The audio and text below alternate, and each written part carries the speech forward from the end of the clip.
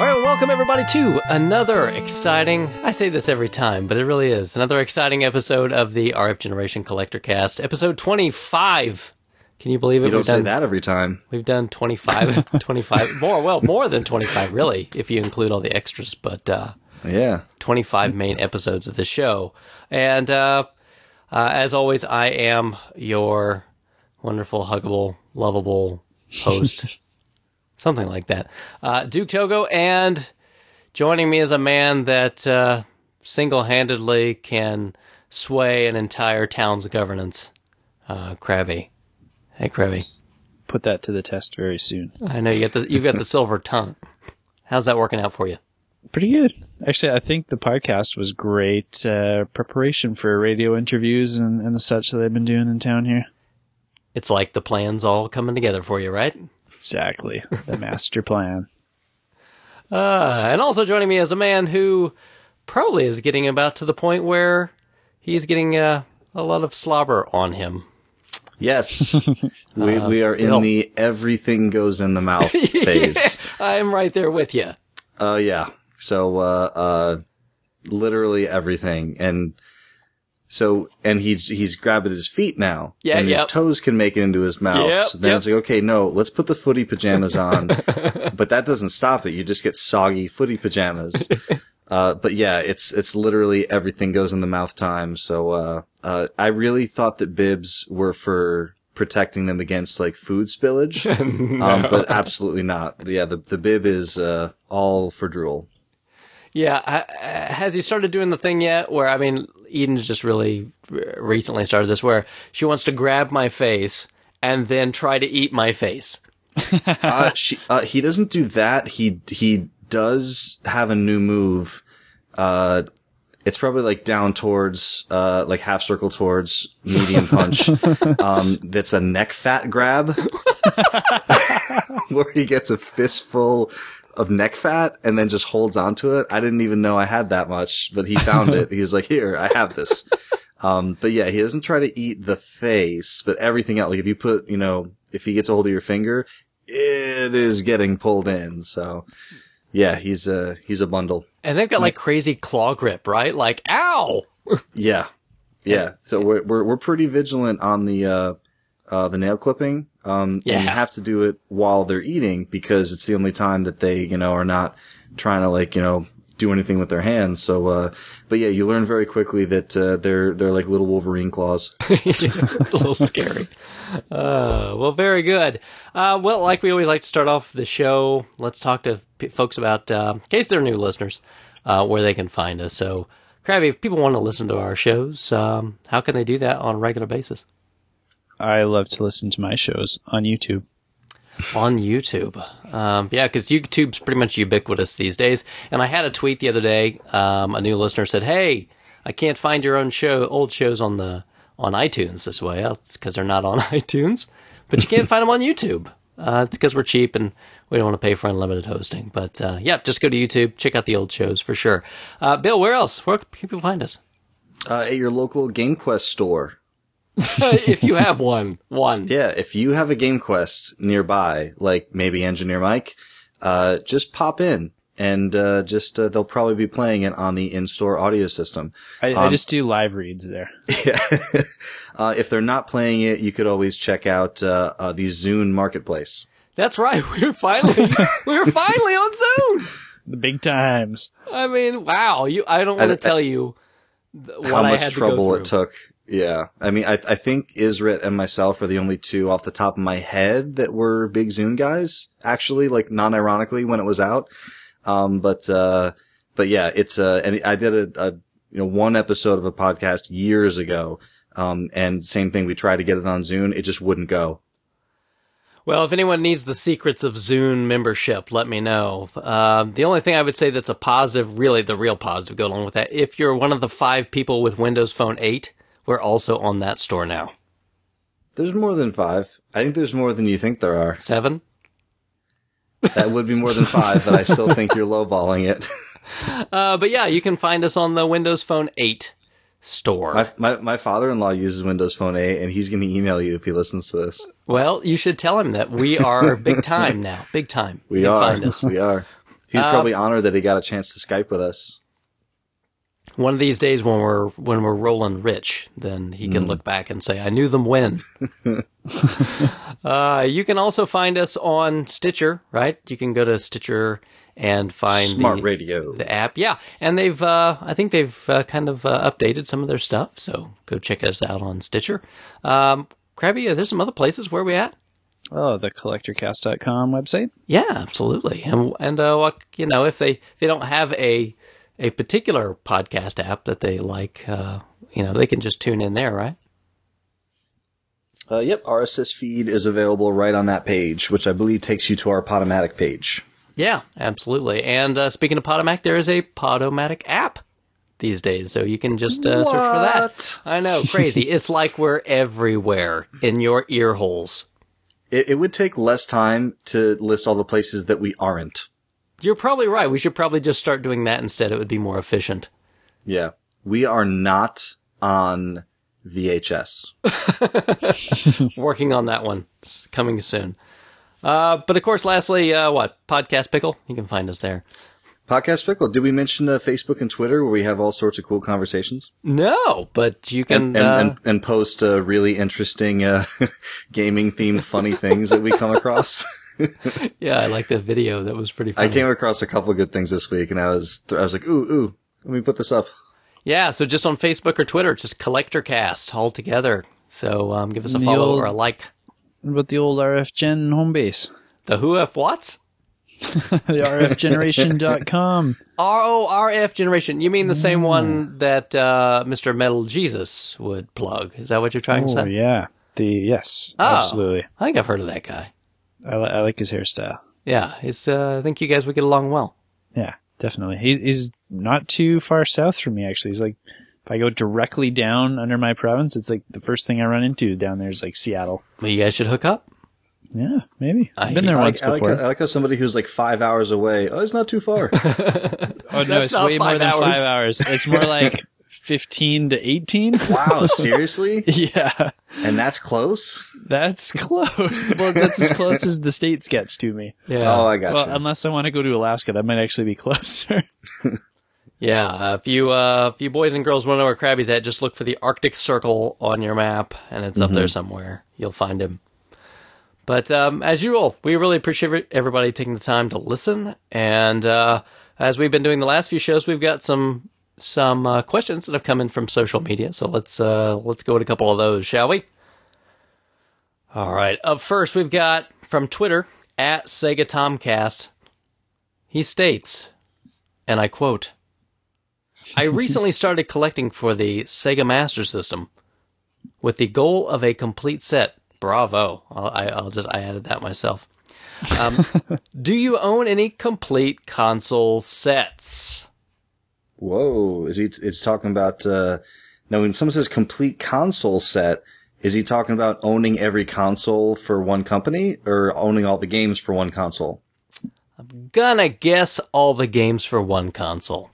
Since you made the Master System reference, that's what it sounds like. I'll infer that. Funny he should ask. That's funny. I believe two of us on the show are exactly one title away from two different complete sets. But I'm going to say no for me, but I'm one game away from 32X. No for me as well. One game away from NES, and this year I'll probably finish Virtual Boy as well, and I'm working on a Dreamcast and a TurboGrafx 16 full set as well. And possibly a Turbo CD. We'll see how that goes. For myself, I am 3 U.S. licensed games away from an NES set, so getting pretty close to that one.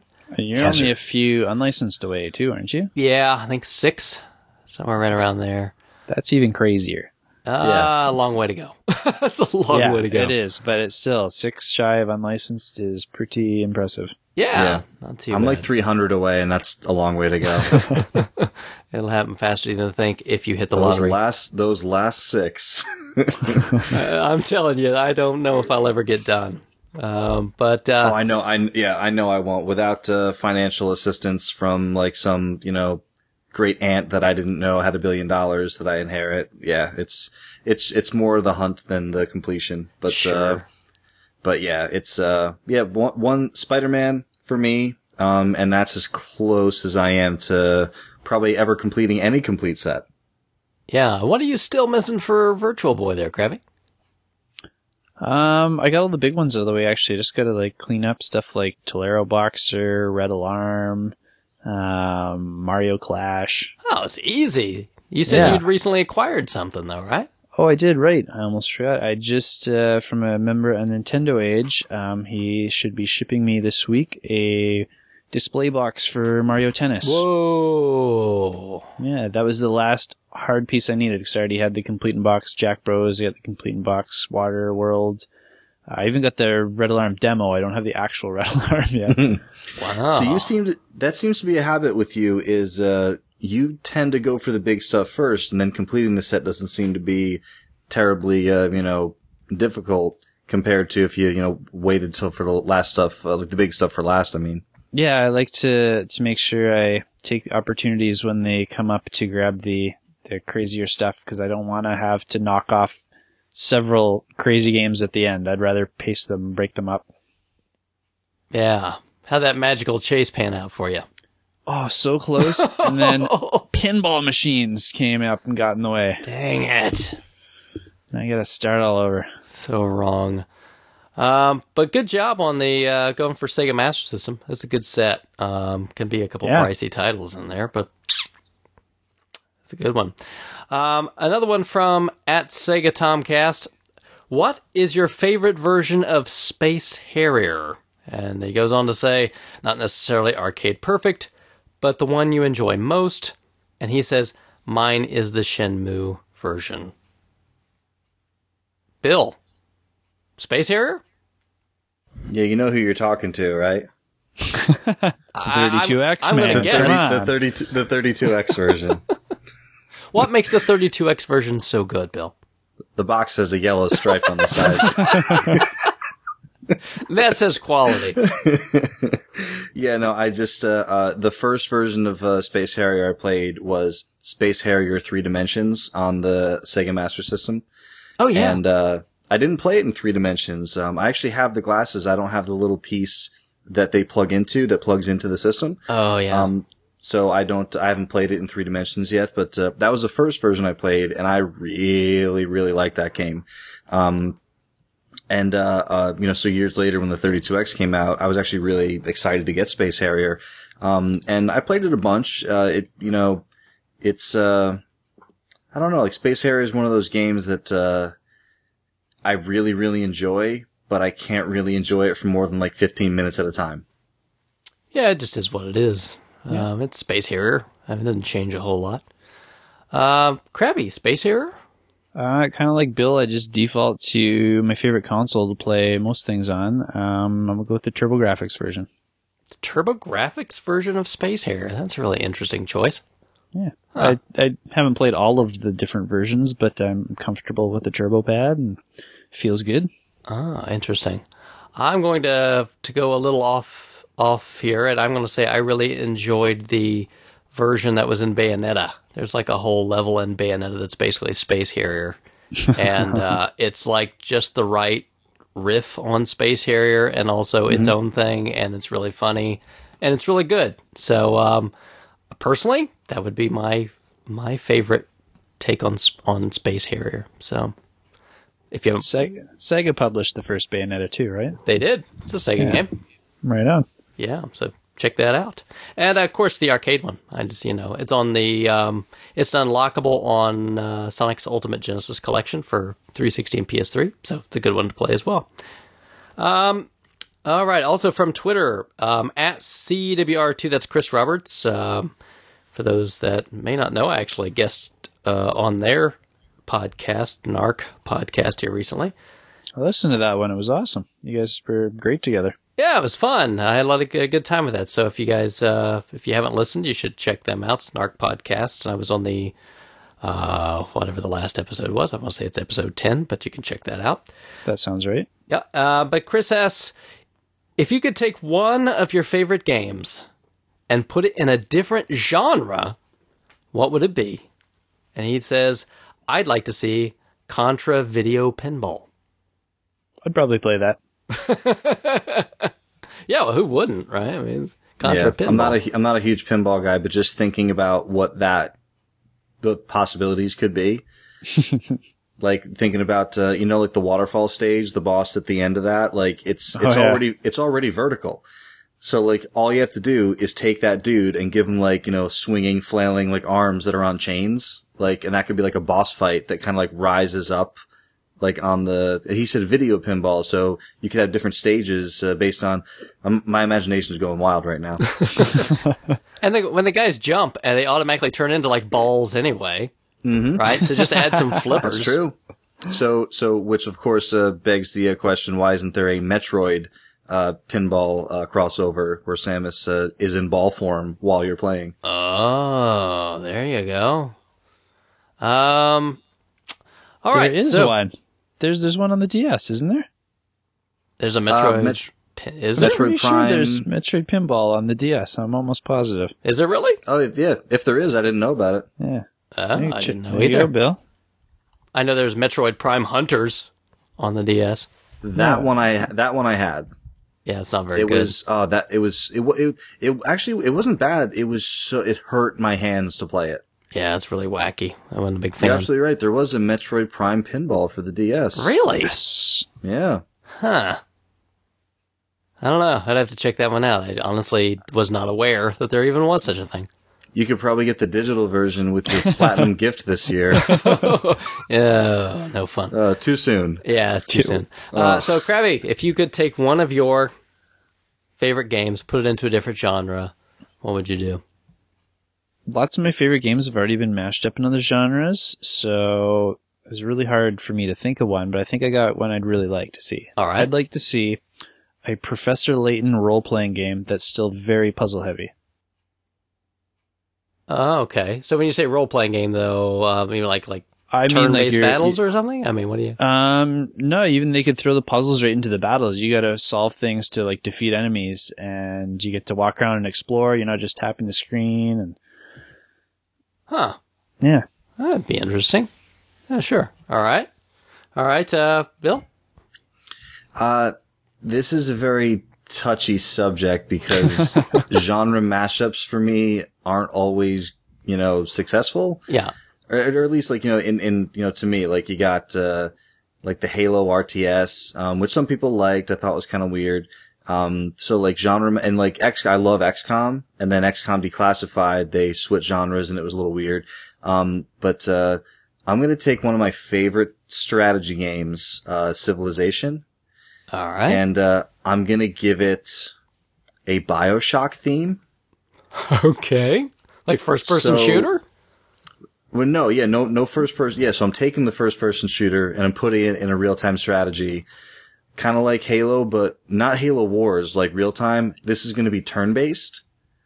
So basically you start out, kind of like you woke up in, Rapture or Columbia or wherever, and it's resource collecting, making friends, killing enemies, exploring the map, conquering. I think I could get behind a BioShock themed, turn-based strategy game.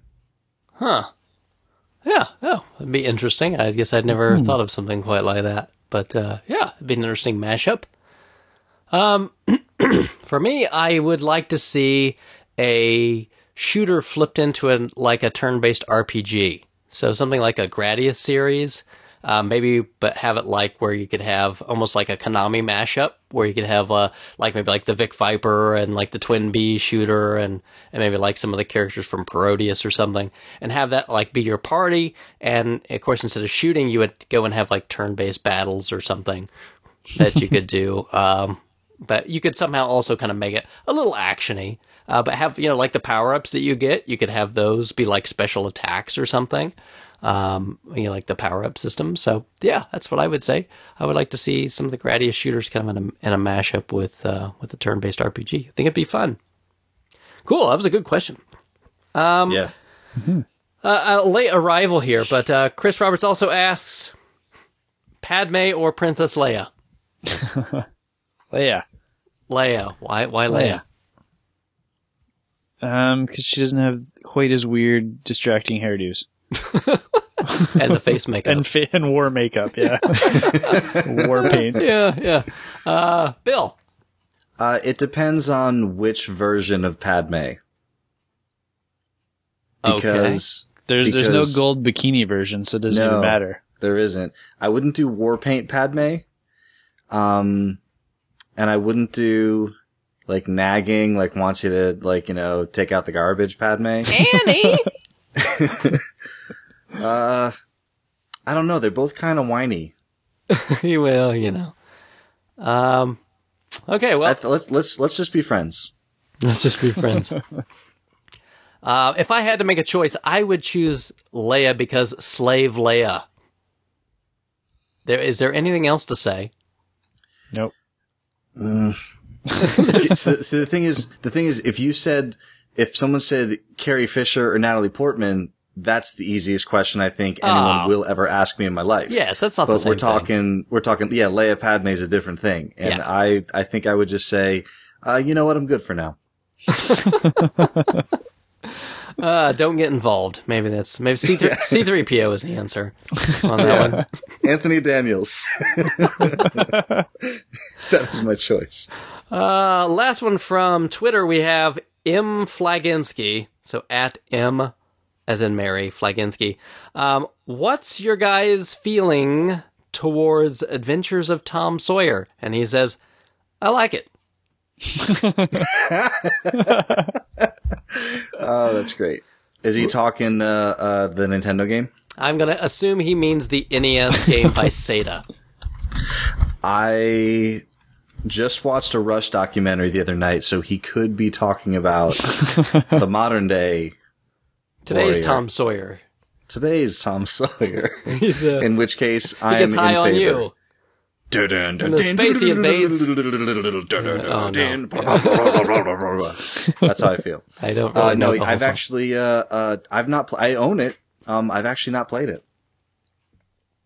Krabby, any input on Adventures of Tom Sawyer? 4 out of 10. Wow, really? Have you finished it? No, I have not finished it. So it might improve or it might decrease on further playing. Well, let me, just in case those out there listening may not have a firm grasp on Adventures of Tom Sawyer. Imagine a game where, for some reason, the title character is Tom Sawyer. I don't know why Tom Sawyer, I don't know.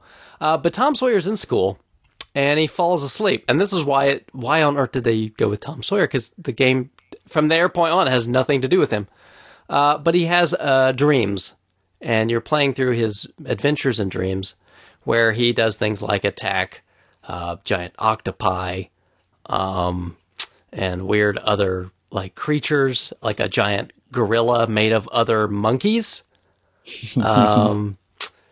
So this kind of sounds like that Simpsons game where Bart's like sleeping in class, Bart's and then like nightmare. Kind of, and then I all guess. the levels are just his dreams. But I guess he's still Bart, and he's still like in Springfield. So you're saying that the dreams that Tom has have nothing to do with him being Tom Sawyer? No, nothing whatsoever to do with Tom Sawyer. I guess that maybe there's like, the Indian, I don't want to use the derogatory terms from the book, but the Native American guy in the book, I guess he's like the final boss, but for some reason he's riding on a dinosaur head. So it's kind of like the end of Blood Dragon? Sure, why not? Right? Why? No, it's not at all. But yeah, that's so no, it's not very. It's not a bad. It's like a side-scrolling not really plat. Like it was a shooting. I don't know how to describe it. It's a plat shooter. It's like Kid Nicky, but you're throwing rocks. I don't know. Does that help? I don't know. No, it's not. It's not very good. Let's just leave it at that. It's okay. It's okay if you like it, M. Flaginski. Maybe I wouldn't put it at the top of the list. All right, and we have a couple from Facebook this time. So we know these guys, unfortunately, or maybe fortunately. Who is it? Rich, our own single banana. Who favorite pinball machine, right? Something like that. No, not exactly. But Bill, you were with those guys, right? Yeah, we did a recording on the community, the RF10 community playthrough, the Shadow of the Colossus playthrough. As soon as I found out that we were doing that game, I asked them if I could tag along. I promised I wouldn't talk too much, which of course was a lie. But they let me on anyway, and they couldn't get rid of me. That's right. So if you need more the dulcet tones of Bill, you can go find that. It's a really good discussion. It went on for a long time, and it did not feel long. Oh, thank you. I'm sure that was all because of those guys. Everyone was fantastic. Like, I listened, the Shadow part was like 3 hours long or something like that. And I listened to the whole thing in one sitting. I listened to it too. I've never played the game. I don't know if I probably ever will, but it was an interesting discussion. It was I liked listening to it. But Rich asks favorite Sega Master System titles. First one that popped into my head, even though it's not my favorite, but just the first thing that popped into my head is Fantasy Zone. Yeah, it's a fun little shooter. I really like that game. Like when I think Master System, it's one of the first games that pops into my head. It's a game I played a ton when I was growing up. I also really like Ghostbusters. Yeah, that was a pretty good port, much better than the NES port. Ghostbusters. Yes, much better. Really like Ghostbusters. And my first Master System was a Master System 2. So booting that thing up without anything in it got you into Miracle World. Alex Kidd, right? Yeah. Yeah. So those are a couple. I mean, I know they're probably not ones that people say are their favorite games, but those are games that I really enjoy in the Master System, and I'll stick with those. All right, Krabby. I feel very under-equipped to answer that question because I haven't actually played a ton of Master System. Foreshadowing. So I don't know what I'm foreshadowing towards. But, the topic of the show, but that's okay. No, I don't have any. Yeah, never mind. We'll get to that. I'm going to go with R-Type. I really like R-Type, and I played it on the Master System, and it's solid. It's a really good version. Probably not as good as the Turbo, but I mean, for the time, it's a really good port of R-Type. Actually, that's one of the Master System games that I have played, and I will agree, it is a very good port. Yeah, which always struck me as odd because R-Type in the arcade was released by Nintendo here, and then it ended up on Master. I mean, obviously, it wasn't a Nintendo game; they just kind of put out the arcade machine here. But strange that it went over to Master System. And just interesting side note, Nintendo with their crazy arcade parts, it's one of the games that you'll find either the Sharp or the Sanyo monitor in, which are really just the opposite of a joy to work on. So if you're ever in the market for one of those, just, be aware that you'll become an expert on these obscure monitors. Sounds lovely. Yeah. Play choice and punch out machines have them too. So, everybody knows the horrors of the Sharp and Sanyos. Well, as far as my favorite Sega Master System titles, I would have to go with Phantasy Star, first off, just because that game is freaking incredible. Fantasy Zone, did you say? No, Phantasy Star. Oh. But I like Phantasy Zone, I'll give you that. That's good. Yeah, I think I would also go with some of the 3D games, like the Space Harrier 3D is pretty, I like the effect, it's pretty cool. And then outside of that, Double Dragon. I've said it probably a million times, but it's the better version of 8-bit Double Dragon because you can play 2 players and it's a lot more like the arcade. So that's where I would. And then I just want to very quickly add in Great Baseball, which is a very underrated. It's a very underrated baseball game. I know everyone knows I like RBI baseball. This is the best baseball, like the equivalent to RBI baseball on the Master System is Great Baseball. It is really good. I actually have a guy that comes in the store to get all the great sports games. He loves them. He can't stop playing them. What's right in the title? They are good. They're great. They're great. I mean, there you go. What else you can't argue with that? I would have to throw in, of course, Power Strike. But again, if you know me, you already knew the answer to that. So there you go. And Floyd. Floyd says, so this is the last of our question round. If you could, this is a toughie. What video game character or characters would you want to hang out with? This was a really tough one for me. Well, you have an answer, though, right, Krabby? I do. Okay. Oh, you do? Yeah. Well, who do you got? Yeah. Well, at first I was going to cheap out and just go like Dead or Alive Extreme Cast. Sure. See all the bouncing? With which DLC? You see the new one? Oh, with the bedtime and the bath bedtime towels and stuff. pajamas. Oh boy. Yeah. Oh boy. The story I read, it was like in perhaps the creepiest DLC yet. No, I went with Teddy from Persona 4 because every other character I could think of is either just psychotic or I don't know what we would do for a day. Teddy seems relatable and goofy enough that even if we had nothing to do, it'd probably be fun just watching him wander around and explore. Okay. You know who I really thought you were going to say? Toad. No.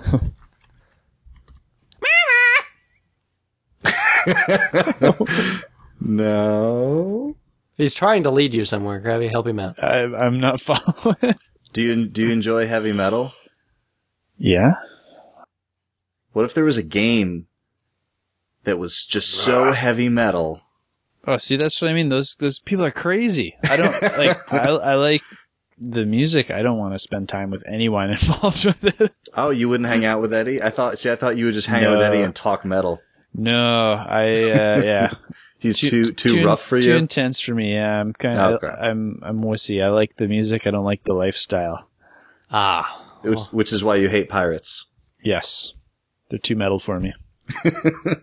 There you go. Bill, any thoughts? People who know me know who my favorite video game character of all time is, so it's hard for me, to given the opportunity not to hang out with Morden Solus. That'd be interesting. That's good. I would love to hang out with Morden Solus. I was going to say like the cast, because he said the characters from a game. So I was thinking, okay, well maybe what if you went to that Mass Effect party? Oh, with yeah. all of the characters that were there, and you could just chat them up. And then that got me thinking, once I got to that party and kind of said hi to everybody, I'd just be chilling with Morden the whole time. He just, the way he looks at everything it would just make me just think everything that he said. I would be like, yeah, you're right. So, and then, but same thing, when Krabby, when you first hear that question, you're start thinking of, okay, what are we going to be doing when we're hanging out? Because that kind of determines which game I'm going to be going into. But yeah, I think I'd probably stick with Morden Solus. I like that. That's a good answer. That's a good answer. I'm going to take I think a pretty easy out on this one. I would hang out with Bayonetta because she's got legs that go all the way up, guns on her feet, and she's a witch. That sounds pretty awesome to me. What's that little weird chunky guy with the funny hat that rides around with her? Yeah, no, that's okay. That'll be you for the day? Yeah. Oh, yeah. Yeah. I just need to sound more like Joe Pesci. Yeah. Well, those were very good questions. So if you guys run into more of those.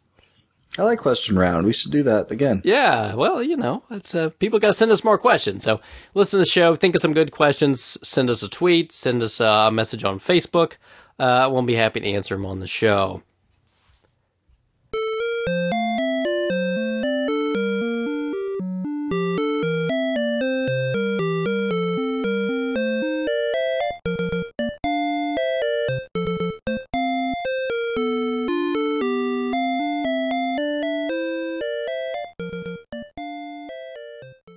Hey everybody, it's Duke here to tell you a little bit about our sponsor, Off the Charts Video Games. Shopping online for video games can be a hassle. If you shop on eBay, you have to pay shipping to each seller. On Amazon, you never see what you're going to get.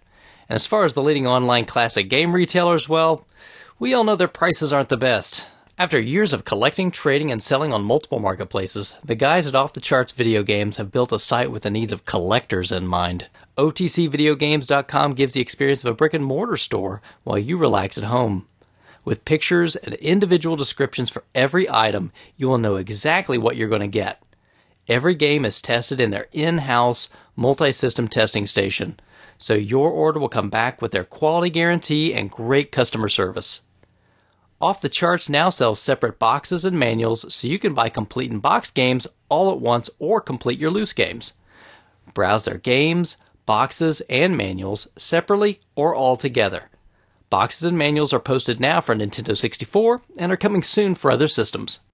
Everyone knows the most annoying part about buying online is the shipping. Well, at Off the Charts, orders over $50 get free shipping in the US.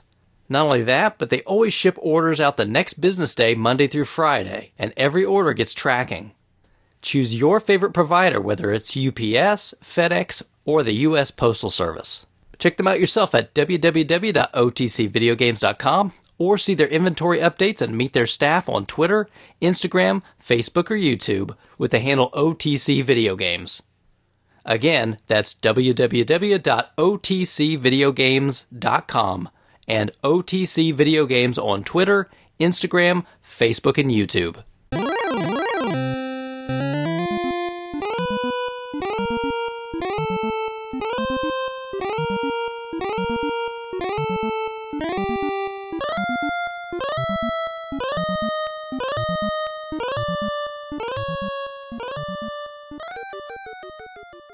All right, well, we want to take some time this episode to maybe bare our souls a little bit and let people know about the deep, dark secrets that lie in places where we probably shouldn't go. But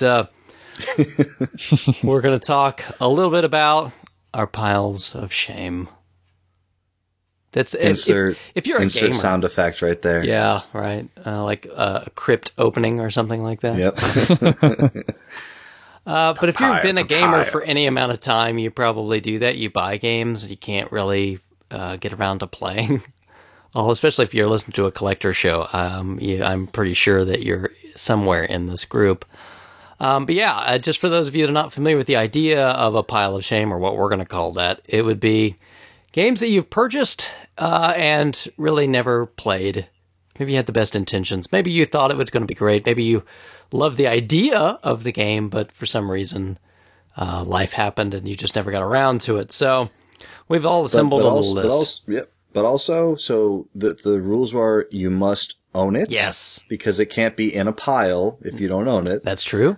You must own it, and you must actually feel shame right. that you haven't played. Because a lot of people buy a game and you're like, well, I'll get around to that. I'm not ashamed that I haven't played it. Yeah. I'm a little ashamed that I own this and haven't played it. Yeah, I don't feel any shame that I haven't played like Baseball Stars 2. You know what I mean? But I think I'm going to be surprised. We haven't shared our list with each other prior to recording. So, which is so exciting. Yeah. I imagine we're going to have some shaming of each other probably as we go through this list as well. I've actually thought about like saying the names of games and then hearing, because Krabby's really pretty reserved. He'll be like, "Oh, really? No, I thought that you would have played that game." And Duke is going to be like, "What?" I expect a little of that myself. Yeah. Yeah. So, Bill can't just go, "Oh, the Steam library," or something like that. But individual titles from whatever source, right? From whatever source. But yeah, we're going to be very specific about this.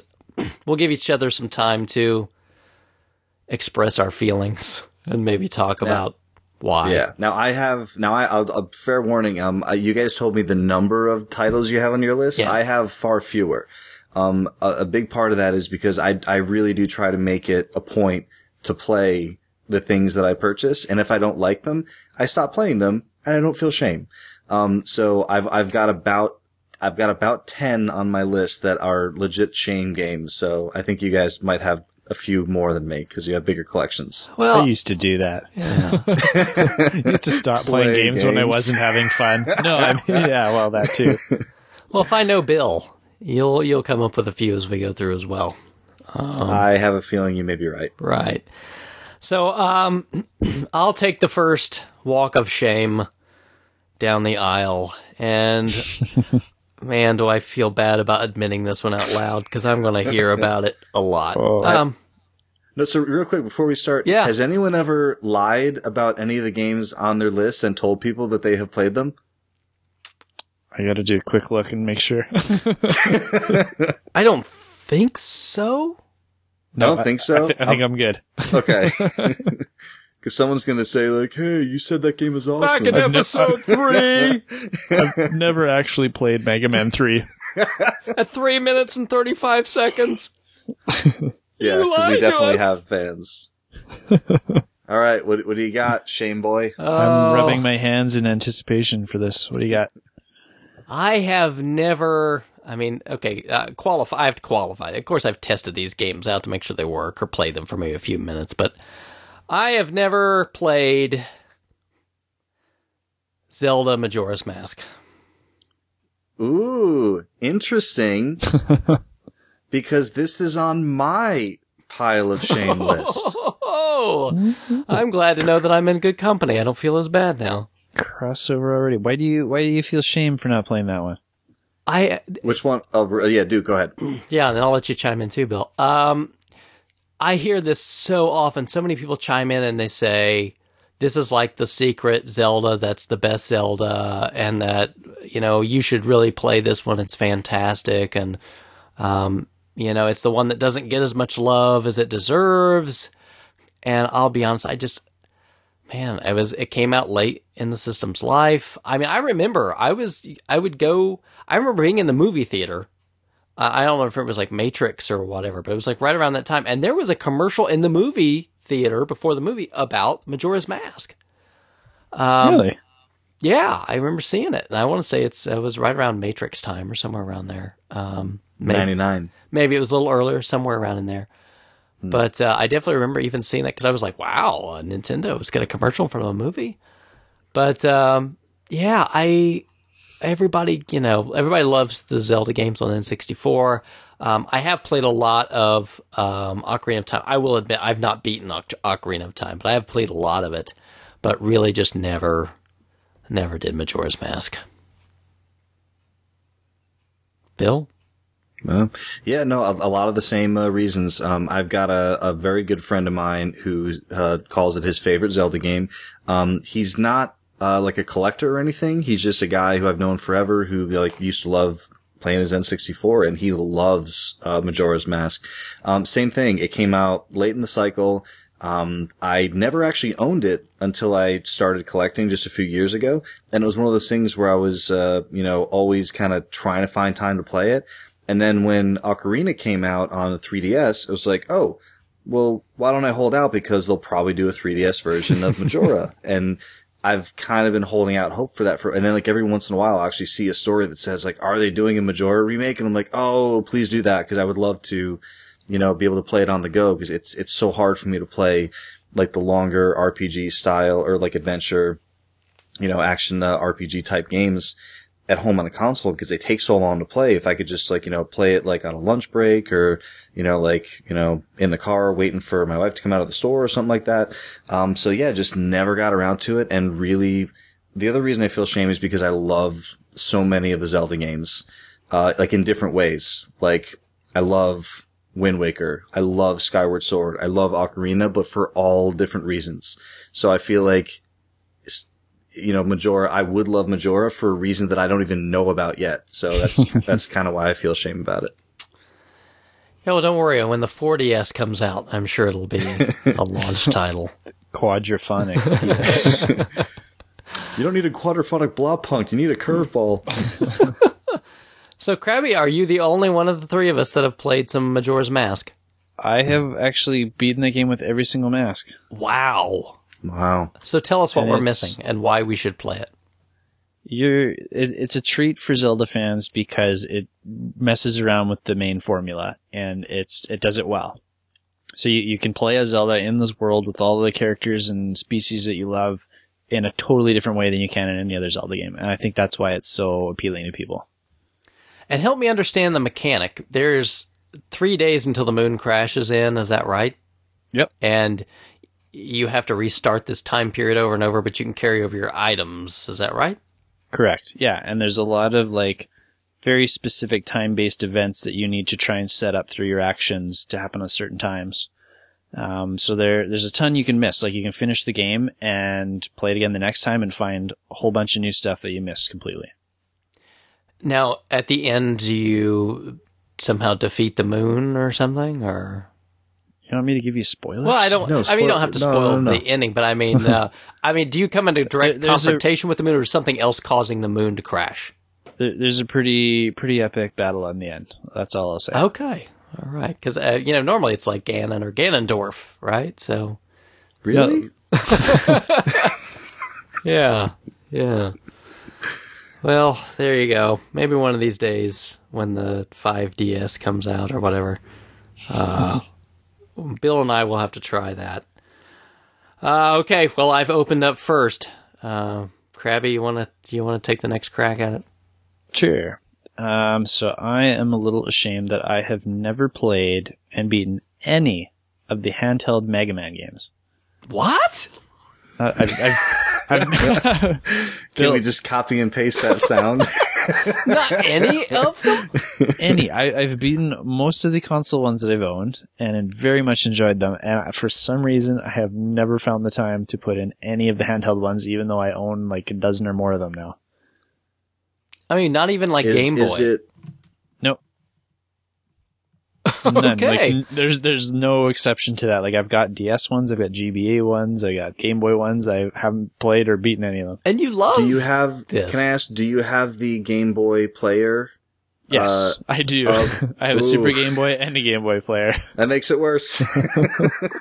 So soon a Retron 5. Yeah, so every opportunity to play, just never bothered. Is that it? Yeah, I kind of neglected handhelds in general, with a few exceptions. But yeah, I don't know. Action games on handhelds still have this stigma in my mind. And that really surprised me because the Mega Man games, at least on Game Boy, are really good. That's what I've heard from everybody. Even the what do you call it? The Battle Network, the like role playing kind I of haven't ones. played those. People in the store in the last like month have just been talking them up like crazy for some reason, and I own like almost all of them, and I've never put any time into them. Wow.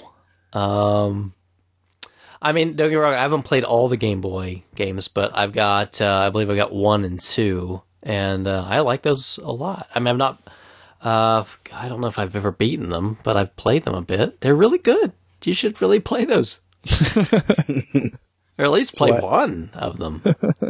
I'm still plan to. Well, I'm kind of surprised. I would think out of any series that would have been one. Maybe if you're the passenger on that 15-hour Metal Jesus ride, you can fire one up in the passenger seat. In the last couple months, I've been doing more handheld gaming than console gaming, which is pretty much the first time in my life it's ever been like that. So they might find a place in my library or in my Game Boy very soon. I would say you have a GBA SP, right? Just yeah, it's perfect. I do. Yeah, it's the one I've been playing lately. Well, when your wife's chauffeuring you around town, just plug it in and play it.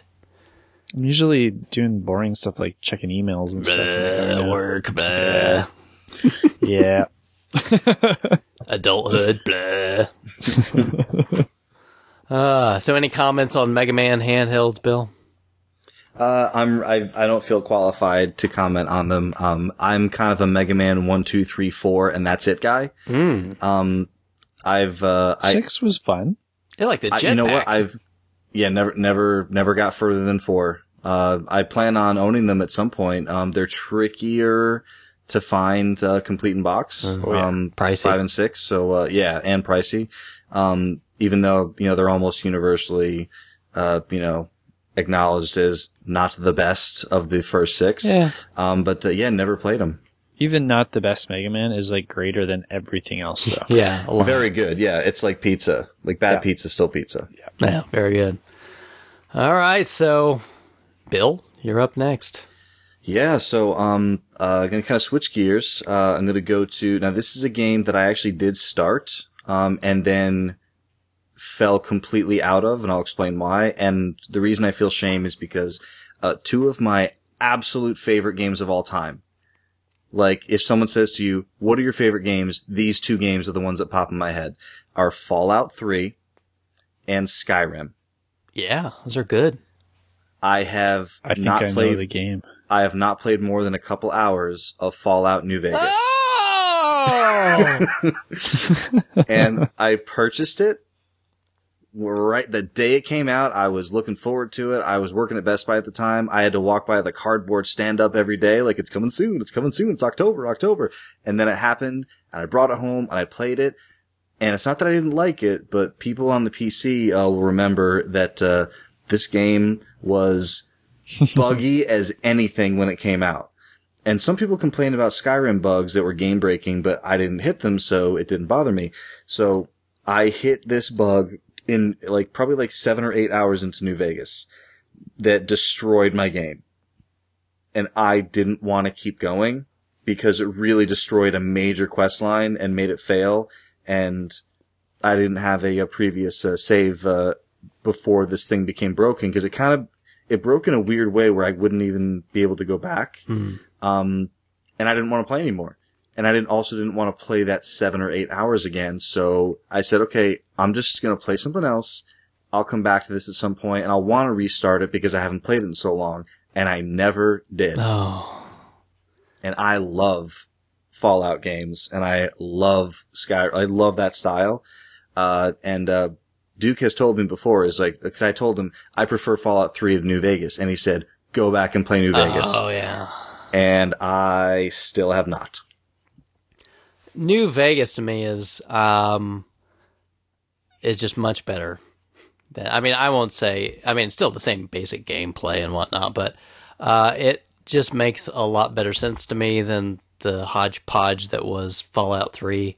The story was kind of goofy in Fallout 3, and you had that horrible subway tunnel system through DC or whatever it was that you had to deal with. It was a mess.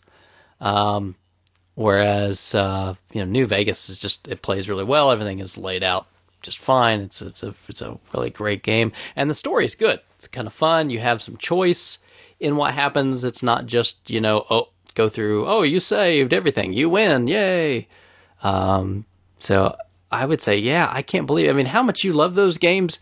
You just owe it to yourself, Bill. You owe it to yourself to play New Vegas. I know, and you'll see as some of the other games on my list come up, it's very difficult for me to start a game that I know is going to be 80 to 100 hours. And even though I know easily. I will love it. Yeah. Even though I know I'll love it, it's hard for me to look at that and think, boy, if I start playing this, that's it for a little while. Right. So it's almost like I have to find that. So right now, September is 2 games that I'm definitely buying.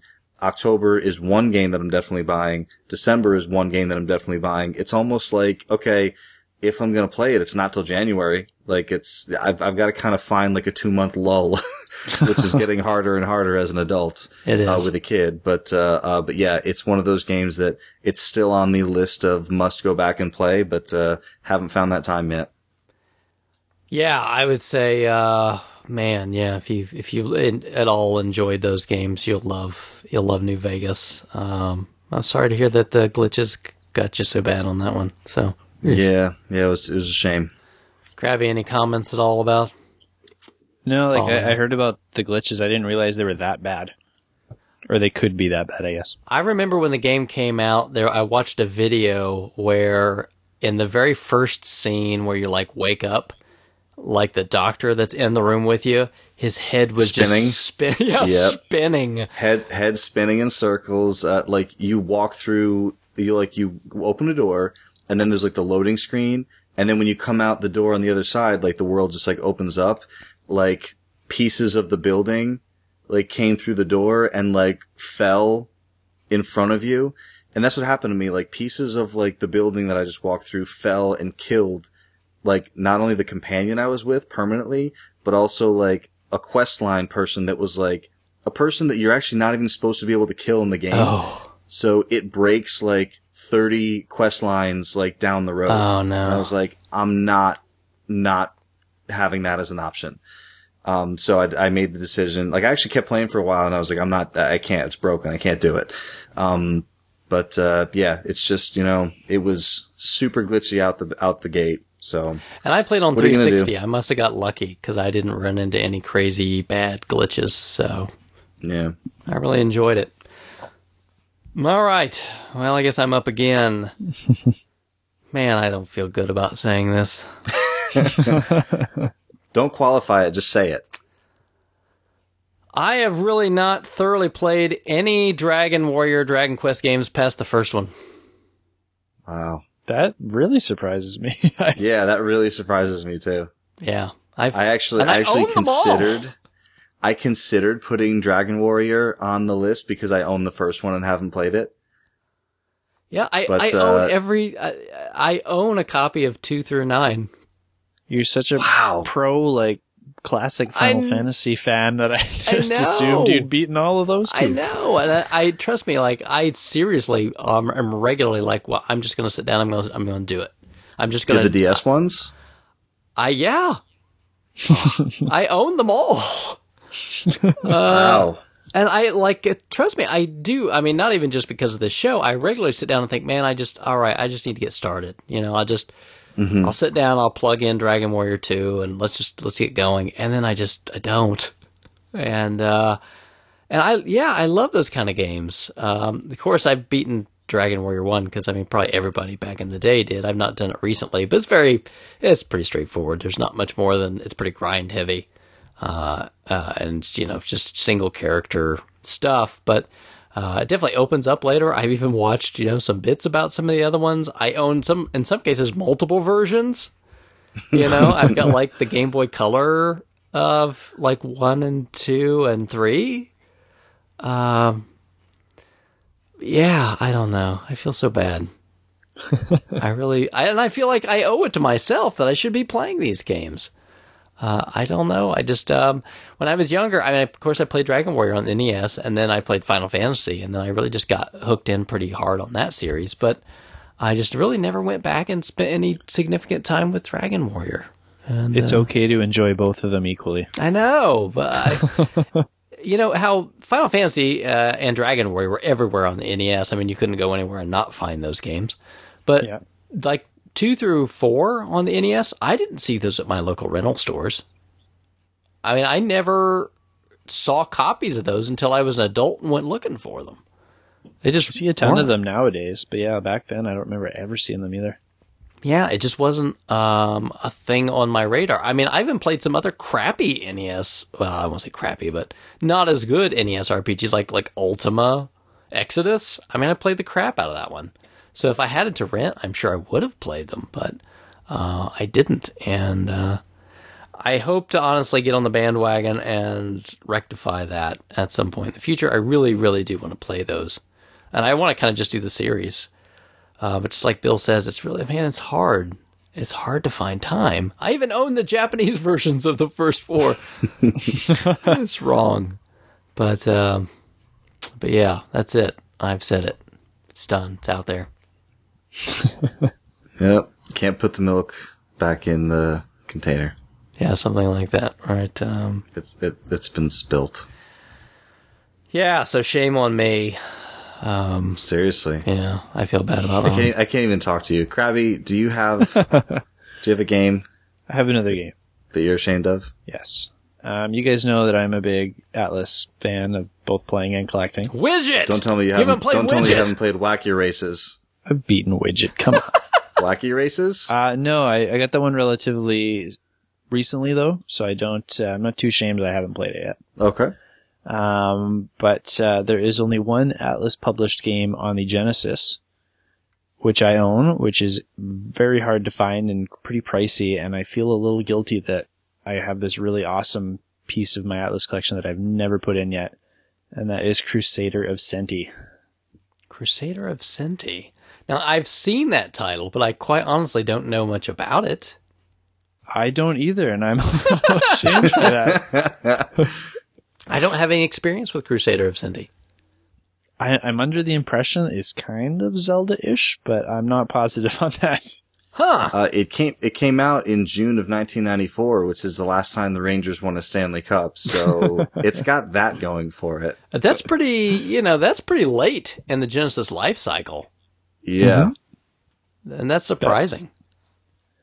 Because, I mean, what you had, Saturn in 94, right? And dude, seriously, I'm just looking at a screenshot of it. It is like if you just like turned and looked at the screen real quick and looked away, you would think it was a Zelda game. Dude, that's kind of what all I've seen is like the screenshots on the back of the game. and I know it's a valuable game, and that's the end of my knowledge of Crusader of Senti. So being a late release like that, is it a cardboard box? Is it plastic clamshell? What is it? Cardboard. Oh, yeah. Yeah. I hate those late releases. I know. I told the story about my mom cutting out the UPCs on the 32X games to get the mail-in rebate. It's like, what did you do? The horror. Save $10. That's what she did. So wrong. And now you know what's weird? You know what's weird is I never come across 32X games in the wild with the UPCs cut out. She was like the only person that redeemed this rebate. That's why they do those rebates, because nobody does them, right? Yeah. They sound good when you're at the store. Yeah, nobody does it. Crusader of Senti. I'm going to have to just add that to my, just watch for this game. I wasn't familiar with it. Yeah, I didn't know either. So I'll be curious if any of our listeners are fans or have anything to say. Hop on social media and let us know. It's a big one for just Genesis collectors in general. It's one of the pricier ones. So where'd you find it?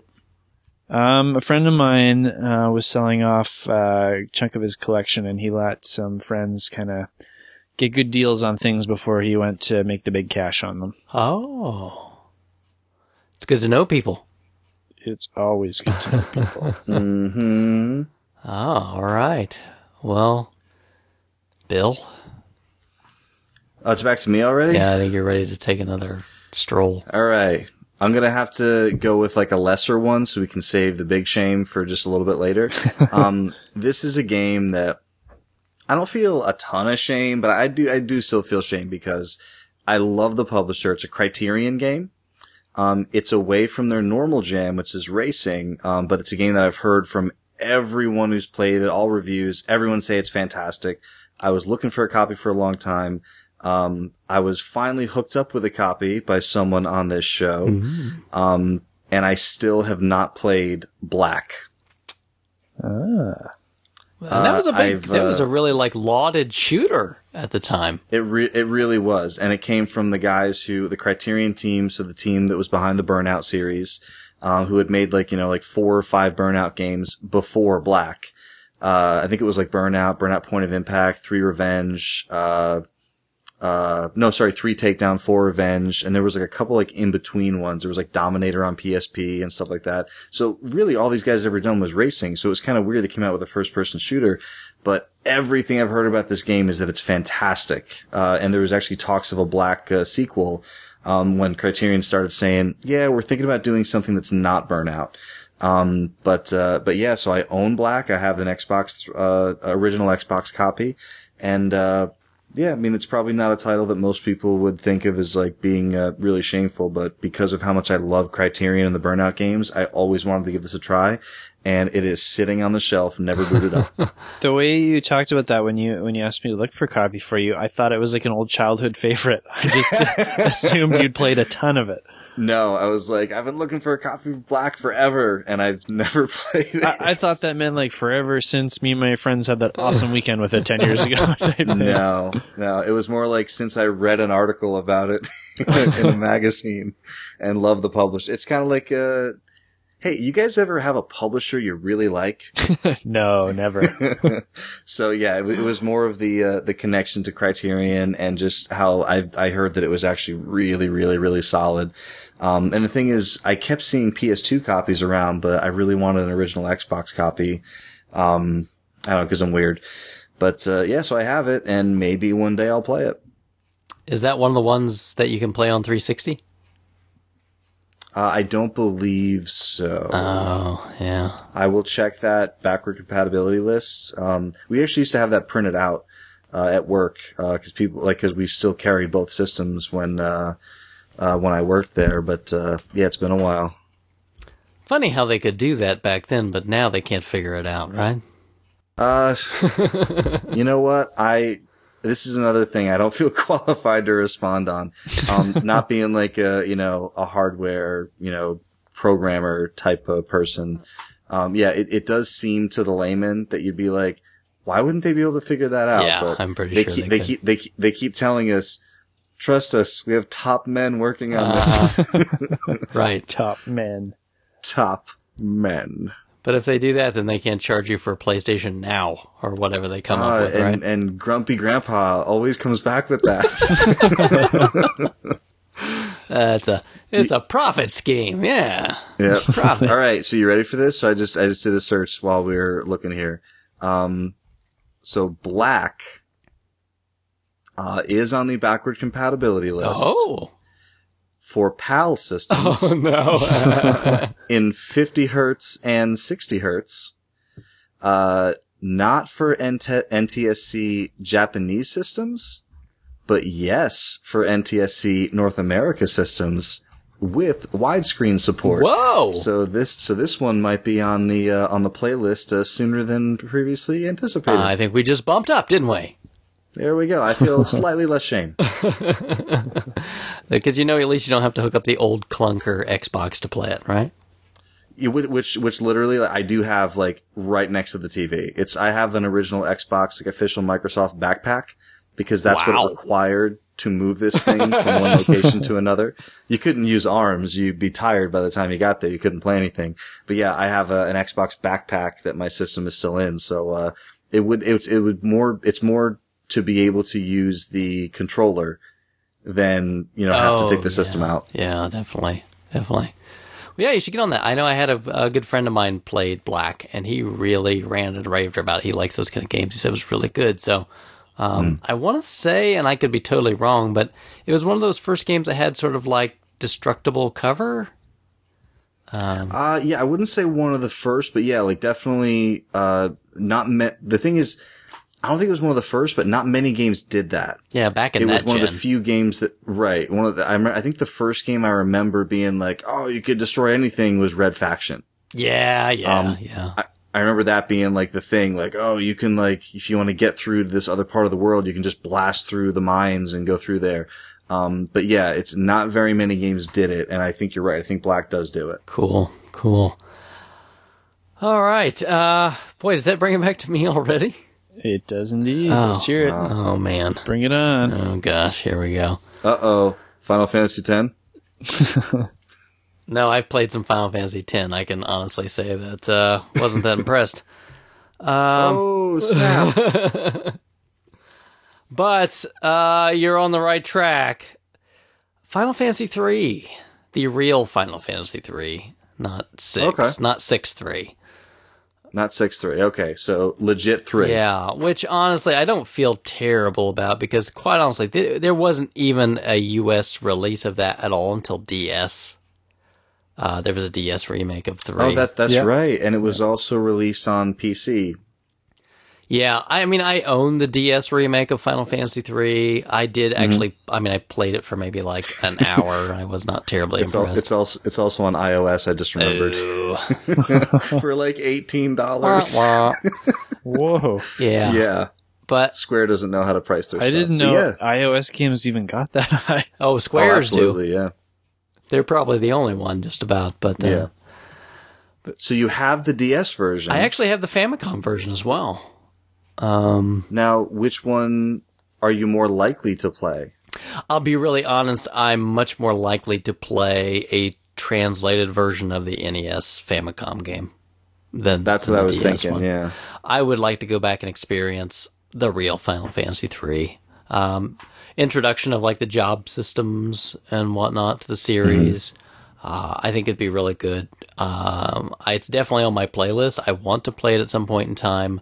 The problem is I don't have like a flash cart right now, and if not, I'd have to pay somebody to repro it for me. That's what I was just thinking. Yeah. So is that something you'd be interested in pursuing? Is have someone throw it on a cart for you? I would honestly, if I was going to buy some repros, that would be one of them. I have actually a repro of the Final Fantasy II Proto for the US NES. I don't have Final Fantasy III yet, so yeah, one of these days I'll probably spring for that one. I would definitely like to play it. But yeah, I mean, I sort of don't feel as bad because we didn't get it forever, but I still feel bad because it's like the only main one. Final Fantasy in the first 10 that you haven't played? Yeah, well, and it's the only one in any of them. I mean, besides like the spin-offs that I haven't played. And besides 11? No, I played 11. Ones. Oh, you did play 11? Yeah. I've played, like I said, all of them except for like the Dash 2s and all that. 14 as well? Well, no, I don't have a PC. I'll say, okay, yeah, I haven't played 14. It's on PS3. Come on. Oh, yeah. I suppose it is.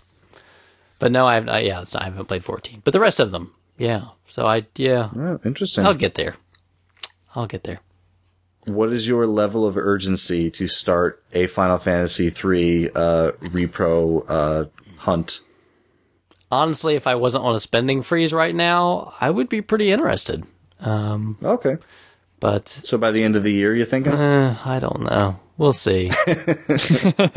The problem is that I only have really 2 NES games left on my radar that are legit games to get. So I would really like to move towards finishing that up. And there'll always be homebrews between now and then. Those will get picked up. So it's hard. It's hard to stop and go, well, all right, I'll throw some funds at this. You know what I mean? Yeah, I hear you. But I suppose if like somebody did like an excellent, like a really nice edition of it, I would probably have to, I'd probably do it. But that's me. Sorry, guys. Have either of you played that version? Like the DS or anything? Nope. Not tied. No. Well. Nope. When it came out, I was really close to giving it a try. I read a lot of reviews for it, and everyone said pretty much the same thing. So it's pretty cool if you want to, go back and kind of see like where the series was at that point. They said the job system was revolutionary at the time, but if you've played many of the titles since then, it's kind of like, well, you can kind of see like how it originated, but you've played stuff that's more advanced than this already.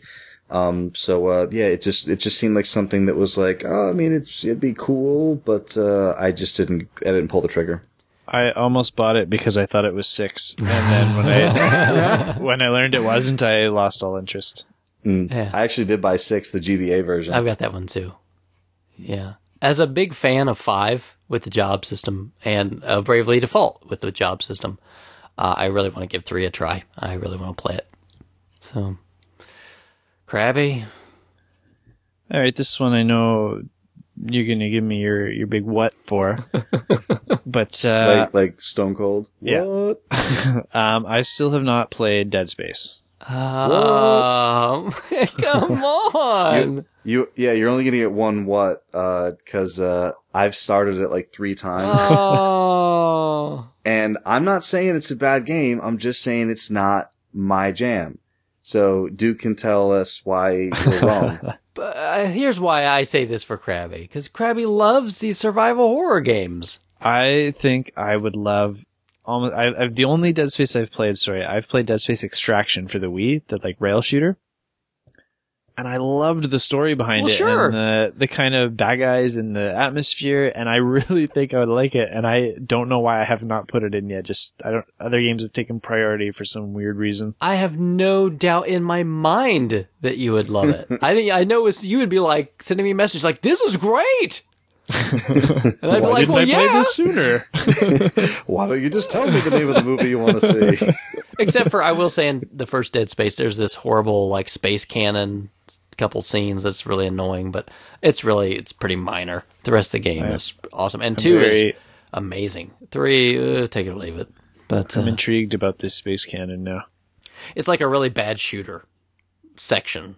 It's bad. Oh, I'm okay with that. It's not. It's not good. All right. Well, I feel bad for both of you because Dead Space is a great. At least the first 2 are amazing. I think honestly that out Resident Evil because the new Resident Evils were something else. I don't doubt that at all. I have played some of the new Resident Evils and they're not what I want. Yeah, and that's why I was so heartbroken with Dead Space 3 because I was like, man, you guys are getting this so right, and then, oh no, don't do this to me. They went like, oh, you see what Resident Evil's doing now? Let's do some of that. Oh. Yeah, I've heard 3 took a sideways / backstep.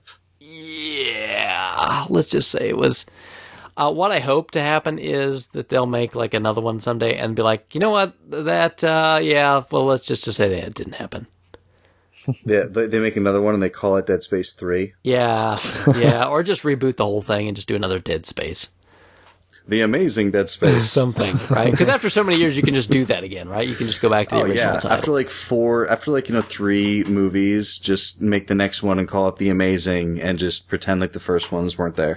Right. But man, on a side note, you guys heard, right? Resident Evil is getting another release on the new consoles. Yeah, they're remaking either the first one or Zero. Was that the rumor? No, they're republishing the one for GameCube.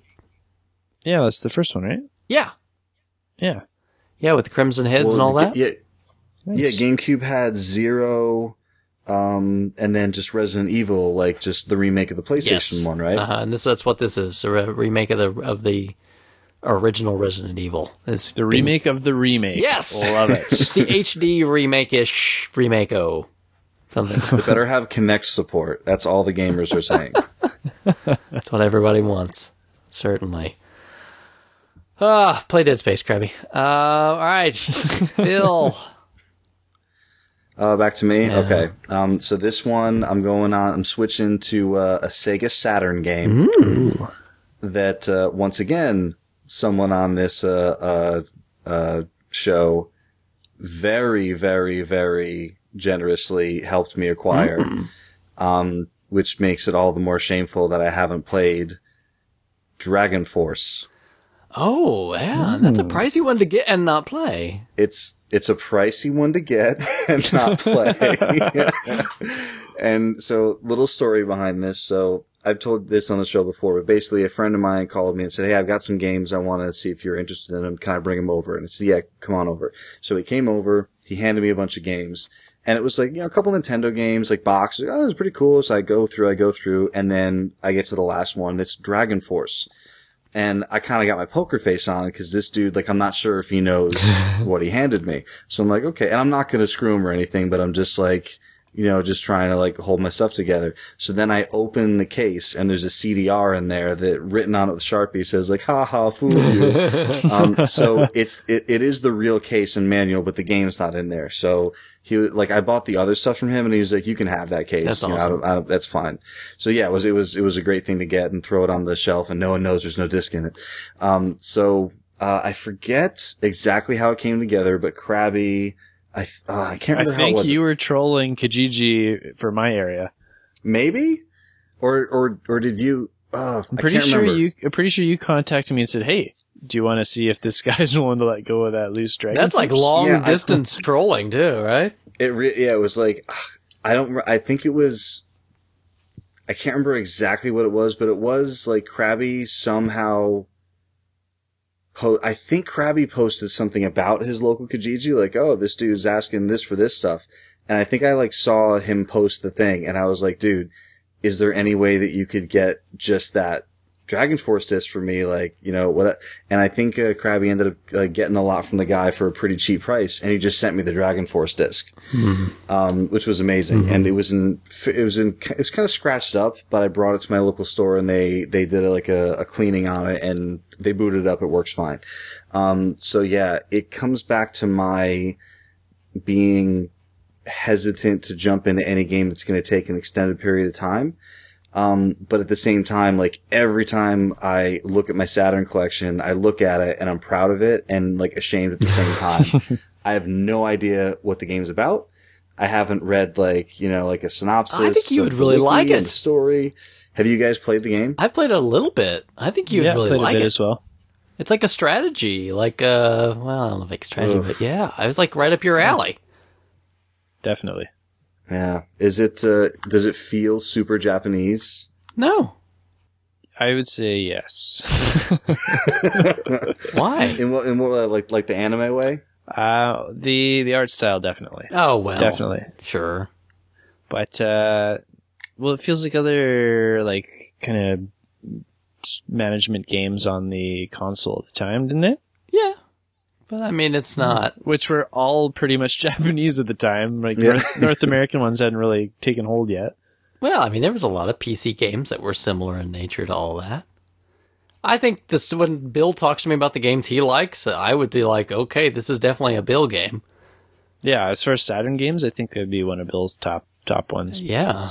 Yeah. I'm going to have to fire it up. One of my first orders of business at my new place, as long as everything comes together, is to get the retro area like set up fully functional, so I can just have all the systems connected, like I've been planning for years. So just being able to easily fire it up is going to be a step in the right direction. Nice. Definitely. Are you kind of trying to hint to me with these last two that I should stop sending you games? That is all of the games on my list that Krabby has sent me. So, you know what we should do though is like the next time you get the urge to send me a game, just say, "So, have you played Dragon Force yet?" No, I don't do that. I'll send you whatever you want. Woo. Oh, goodness. All right. Man, is it back to me already? It is. Man. Let's hear it. Wow. This goes fast. These rounds go fast. Okay. Now this next one, Which is good. I got a flea market in the morning. Priorities. Sorry. To add to the pilot show. Yeah. This next one, I don't know. I'll be kind of curious to see the reaction from you guys on it, but it's something I do. What? Maybe. I don't know. But it's something I do want to get to. I mean, personally, I don't know if it's maybe like a jaw dropper, but I've not played Alan Wake. Oh, that's I'm okay with that. Great game. I know Krabby's okay with it because, but no, Alan Wake. I actually beat that game, so I feel like I can talk about it. Wow. Oh, okay. Yeah. So, did you play American Nightmare? No, I have that too. Ooh. American Nightmare was a little bit different. You actually played through the same bit of game like 6 times. It was just like a little bit extended each time. It was almost like you were like reliving the same nightmare, only it went further. So it was weird because it was repetitive, but it was still interesting. But yeah, Alan Wake, that's, I thought that was a really good game. Yeah, I had a lot of friends that played it, right around that time, but, like a good buddy of mine, on Twitter, he's the Beard, he's a big Xbox guy and plays a lot of these games and does the whole gamer score. And until recently, he was number 1 in Indiana, I think, in gamer score, and he got bumped, and I think he's getting back up there. But anyway, I'm number 1 in my house. What's that? I'm number 1 in my house. There you go. I remember when it came out, he kept talking to me how much he loved it, how much he was enjoying it. It's like, oh, you got to play Alan Wake, And I don't know. I picked it up a little afterwards when it got cheaper, meant to play it, and I just never got back to it. It had a very unfortunate release date. I don't recall when it released. Another extremely popular, and not even the same genre, but another extremely popular and successful game came out on the same day, or like the week after, a week before, was Red Dead Redemption. Oh, so I didn't play that. So. A lot of people say that's what hurt the game. Also, Microsoft didn't market it. One of the coolest things about this game, too many games to me, feel really dark, and I can't see anything. Now, this game did this really, I don't know how they did it, but the whole game is dark, but I still feel like I can see everything, but I'm still getting the atmospheric effect of everything being dark. And using light as a weapon, it's almost like the light sears off the protective shell of the enemies, and it's got this really satisfying, kind of pop when you've, taken all their shields down. And the shooting mechanic's cool too, because once your ammo's limited, but once you get that kind of killing shot, the game automatically kind of slows it down and gives it just a very slight slow motion, so okay, I can stop shooting at this guy and not waste bullets because I've just taken him down. I thought it was really cool. So Krabby, you finished it, and you're just kind of in the middle on it? Yeah, just mediocre to me. I do agree that the atmosphere was fantastic and dark, and you could still tell where you're going, though. Totally.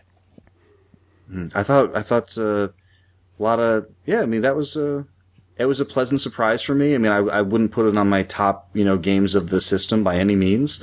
But I thought it was a very solid experience. And, I don't think anyone who plays it all the way through, even if it's not their jam, I think most people are it wasn't awful. Maybe that's not putting it at the top of my list if it's not awful. But, that's all right. It's something I want to get to at some point. We'll see. Yeah, you should play it. All right. And it's not a long game. That's good. And that's another thing that was a complaint that all the lengthers have on it is it's somewhere, I want to say, because you're fairly skilled video game player, Oh, Chris. not So bad. you're probably in the 7 to 10 hour range. Oh, that's not bad. So yeah, it's not bad at all. It's probably like a weekend. Like if you get a couple sessions in, you could probably finish it up. I'll be honest. These days, I'm glad when they're not that long. Yeah. There's a few titles I want to be drawn out, but a lot of games I'm kind of like, I don't need so much. Exactly. Yeah. Get in, get out, have fun. Thank you. Yeah. But there's a few titles I definitely want to draw out, but yeah, not a lot. Krabby? I'm going to follow up Bill's Saturn with a Saturn of my own. Okay. A little while ago, after opening the store, a nice young gentleman that I've known for several years casually decided to sell me his game collection with stipulation that a few specific titles, he would only sell them if I was personally interested in them, not to the store. And so one of those was a fantastic, I don't think he ever played it, copy of Panzer Dragoon Saga. No! I had a feeling. And I had a feeling. It's just been sitting on my shelf for about 6 or 7 months now. No! And I haven't even... How many of the discs are in there? Oh, all 4 are in there. Oh. Okay. And the cardboard sleeves? They're all there. And the little foam brick? He sold me some other things too from his collection. And he either played them once or didn't play them. Like, these things weren't barely touched at all. Oh. That hurts a little. I have heard such good things about it, not just as a Saturn game, but just as like a role-playing game in general. There's nothing quite like it. Yeah, that's what I keep hearing, and I feel like I've put way more time into way worse Saturn games. I should probably have put this one in by now. Yeah. I just, that's the tough part about this game is that there's no other way to play it, really. I guess you could emulate. I don't know how good Saturn emulation is or bad, because I don't mess with it. Yeah, I don't know either. I got no idea. But that's the problem, is so few people have gotten to play this game, because A, it's not common, and B, it's on the Saturn, very late release. But, I've talked about it before. The battle mechanic is so interesting because it's not like any other RPG. You kind of can traverse the world on your dragon. There's like these other parts where you're outside all of your dragon, like in towns. And I don't know. It's just it's really cool. You should really play it. So, Chris, you still own it? Oh, of course, yeah. Yeah, I bought it when it came out. Still own the copy. It's your original copy? Yes, and I don't think cool. even if I had to get rid of a lot of stuff, I wouldn't sell that. It's impressive. It means a lot to me. I loved it to death back then, and I still, I've not gone back to play it through it again. It's a longer game, of course, but I had a fantastic time with it. Really did. So shame on you. You should play that, man. Out of everything you said so far, I think I would put that at the top. But That'd be the top. That's over Dead Space so far. Yeah. If you own a game like that, and not just because of the rarity, not just because of the money, not very many people. You owe it to yourself. Other people don't get the chance to play it. You owe it to yourself to play it.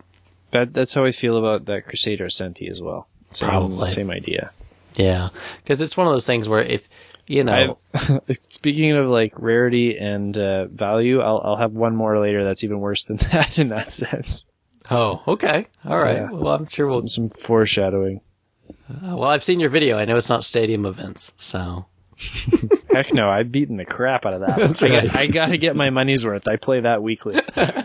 Yeah, That's the best part. Everything on Krabby's list is, he hasn't played Panzer Dragoon Saga, but he's played like 38 hours of Bases Loaded. yeah, it's really, it's pretty terrible.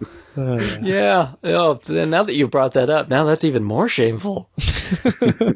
Wow, you could have done a let's play of Panzer Dragoon Saga twice.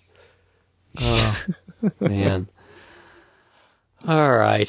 Yeesh. Bill, can you maybe take some heat off me, Bill? Yeah, maybe something that's not so bad. If you want me to take some heat off you, no, I'm going to go with this one first. Which I think I know for sure one of you have played this game, maybe both. it's a game's got a reputation for being a touch on the difficult side, which is, it's just another possible deterrent. Like, you don't want to go in and be destroyed. But I said, whatever, I'm going to buy this game. I bought it. I played it for a few minutes. I said, okay, I like it. I'm going to give this another try in a little bit. And that was like a year ago. I have not played more than a few minutes of Dark Souls. Oh. I'll be real honest. I've not really played much of that one either.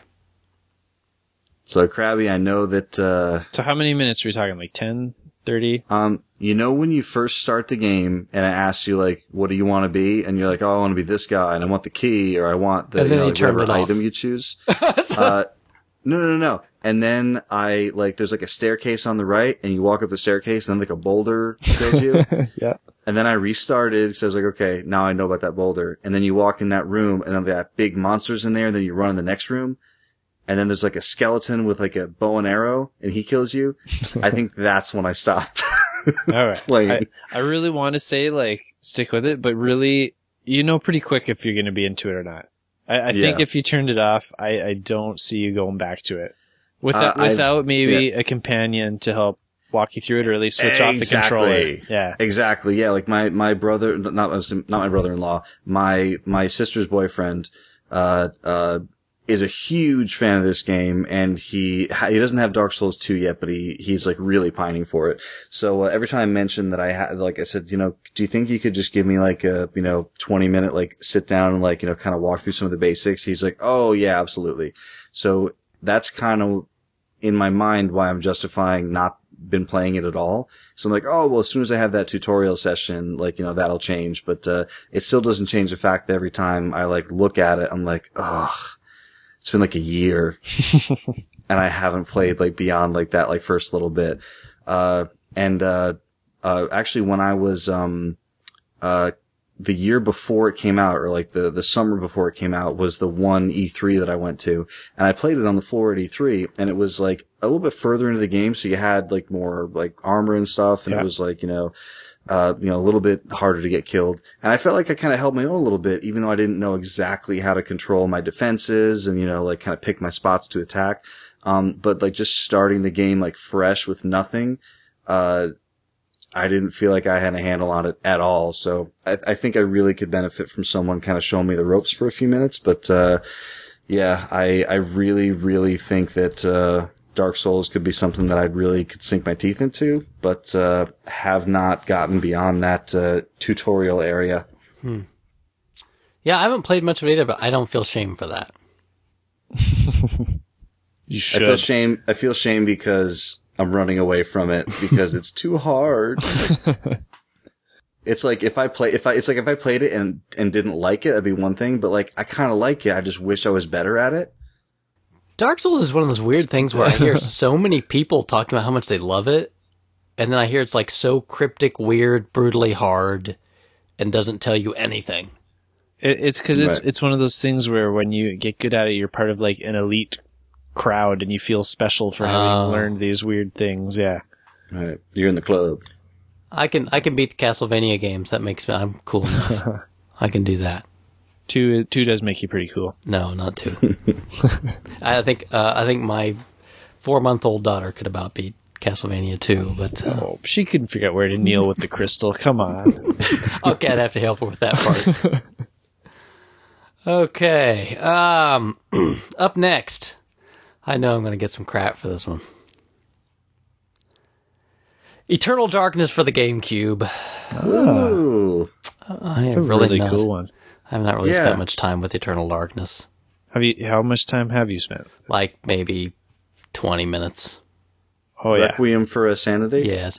And I don't feel as bad because technically I've watched most of it because I watched a friend play through a lot of it back when it came out, but I've not myself really played. How do you guys feel about when people like I know a couple who like they live together, they play like games together. And I asked the girl, I'm like, hey, have you played this? And she's like, well, I watched the entire thing. Mm-hmm. And I'm like, okay, so you know what happens, but have you played it? Right. So do you consider watching someone play the whole game playing it? No, I don't. But I mean, at least I have a concept of what I'm missing. Sure. Yeah. I have a friend who's very much a gamer, like through and through, who in the last 6 months has YouTubed so many games more than he's played, and he's very happy and content with it. He says, now I'm purging these games that I don't want to play from my collection. I'm only keeping the ones I know I'll play again, and just through YouTube videos for the most part. That's funny. Yeah. Yeah. I'm cool with that. Usually when I do that, it's only games I don't have any intention of ever playing. I do it. I sometimes do that when I've given up on playing a game, but I'm curious about the story. Like I YouTubed the cinematics for like Metal Gear 3 because I tried to play the first like 2 hours, wait like 5 times and I was like, okay, I'm not getting through this, but I want to know the story. So I YouTubed like cinematics. It's crazy. Yeah. But so Eternal Darkness.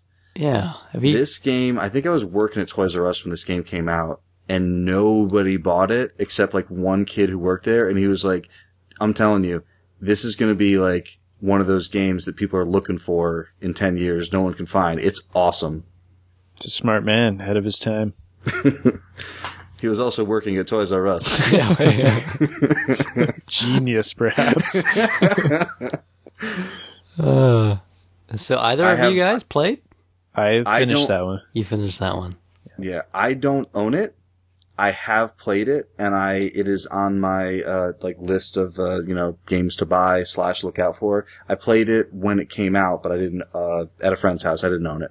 I have one complaint with it, and that is once you understand how the sanity meter works, you can easily manipulate it to your advantage, so it's always full, and you don't have to worry about the really cool sanity effects. Yeah, but it is. As far as GameCube games, it's definitely one of the ones people should try. Now, money-wise, what's that go for if someone's looking for it? I don't think it's too bad. Somewhere like 20, 25, something like that, right? That's not bad at all. So it's like half a Pikmin. Pikmin's around the same right now. Pikmin 2, maybe. But Pikmin, that's what I meant. Yeah, Pikmin 2 is like 50, 60, right? Yeah, I think it came down maybe a little 40. bit. But Yeah, they did the remake one on the Wii with the new controls. Yeah. And it was a Nintendo Selects even, so that one was like $20 forever. Right. Yeah. It'll probably pick back up later, I would guess. Give it another 5-10 years. Just needed a couple angry video game YouTube reviews, and it'll be back up there. Yeah. So Krabby. I'm up already? You're up already, man. It All comes right. fast. I don't think these ones will be quite as painful for you as the last. When the 360 and PS3 first came out, there was a few games I really, really wanted to get for the systems. This is when I worked at the video store, so I saw them coming out. I just didn't have a system to play them on. One of the biggest ones was Eternal Sonata. I thought it was the first thing that looked really, really cool to me that ever came out on a next-gen console. Bought a copy. Eventually got the system to play it on. Still haven't put it in. And I can say that I played the demo of that. When the demo came out, I don't own the game. And I don't want to break your heart, but I don't think you're missing much. I've got, I think, realistic expectations going in. Yeah. I still think I'm really going to enjoy it. You may. Just the art style and the music, I think, will just really draw me in. Let me just say, maybe out of this pile that we're putting together, maybe it's towards the lower part of the pile. All right, fair enough. Yeah. I mean, it's not, I won't say it's a bad game. It just seems to be kind of a mediocre, it's okay. It's still something I feel like I need to play to justify owning a PS3 or 360. Well, if that makes you sleep better at night, then then go for it. There's no time to sleep. I don't own this one. I remember seeing it. I remember thinking like, oh, that could be a cool, little game. If I end up with some time, but, there's one game on the 360, on the early side of the 360 RPG games that's really kind of like satisfied all of my RPG needs to the point where I didn't go play any other RPG on the system. Can I just say it for you? Oh, yeah, everyone knows what it is. Blue Dragon, right? Nope. Oh, Lost Odyssey. Yep. All right. And Blue Dragon is the other one. And there's a lot of people, including you guys, who've said, like, wait, you never played Blue Dragon? Yeah. You have to go buy it. And my big thing like is, $1. I know it's, yeah, it's like nothing, but like, I just did a quick search, when someone told me to play it a while ago, like, and, say like, oh, like, just so I know going in, like, about how long is this game? Oh, and they're like, yeah. It's long. Like 100 so hours. that's the reason sure. that's the reason I haven't played it. But yeah, Eternal Sonata, it's weird because it's, when you think about RPGs on the system, a lot of people think of like, Blue Dragon and Lost Odyssey, but Eternal Sonata, if you like that art style and that, that type of game, it's probably a solid little play. Yeah. It looks bright, cheerful, and it's supposed to be relatively short, which is all sounds very appealing to me. Right. I can understand. Bill, what do we got up next? All right. So this one, I might get the most crap from Krabby. All right. I'm ready. Bring it. All right. If And- you're going to get crap from Krabby, what's that like? Oh, that's a shame. Yeah, he's gonna say, "Oh, I'm so sorry you haven't played that." And he's gonna want to revoke my Sakaguchi fan club card. Oh. So, all right, I own the game. I started playing it. I tried so hard to stay with it. I think I know And where you're I don't- going. I don't think it's a bad game at all. It's just not for me. I think I know where you're going here. But I do not think I will be playing any more of The Last Story. Yeah, I knew where you were going there. I felt this could go two ways. It went the better of the two ways, at least. What was the other way you thought? I thought Final Fantasy IX was going to come out of your mouth. No. Okay. Because, yeah, well, first of all, like, I do own that, and I haven't finished it. I got to the third disc, but I don't feel shame about not finishing that at all. And I don't judge. Two of my very good friends, you and Krabby and another person, cite this game as one of their favorites of all time, and I have no problem with someone saying that. Again, it's just my personal take on it. But yeah, The Last Story, and I feel really guilty and shameful for it because I was so on that band of fans that was just like, get this thing over here, get it over here, get it over here. Operation Rainfall. That's Yep, right. I want it right now. I want it. And it's weird because I ended up liking Xenoblade Chronicles a whole lot more than this game. But yeah, The Last Story, I tried, and I was like texting Krabby and I was like, I don't know, do you get the feeling that like it's not good in this way or this or this or this? And Krabby just like, no, I think it's great. That game, it kind of suffered to me like Final Fantasy 13 did, where the longer you play it, the more time you invest into it, the better it gets. It really doesn't have a good opening. Yeah, it didn't have a great opening. I feel like you're in a party with a bunch of people, and like the combat wasn't really well explained.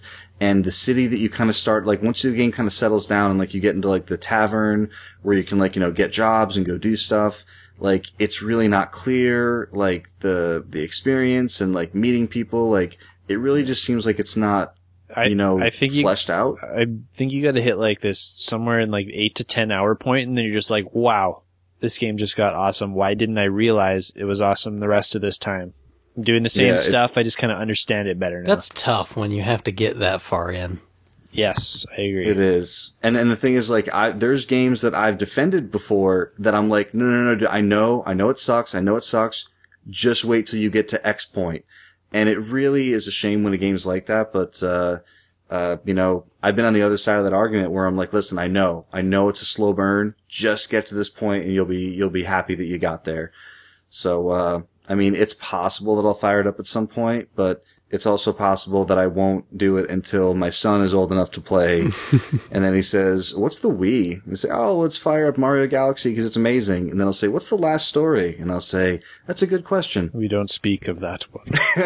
We don't go to Ravenholm. I think what he'll say is, you have to use your hands? That's like a baby's That's like game. a baby's toy. I'm a cracked shot at this. No, yeah, he'll say that about the Play Choice 10. Probably.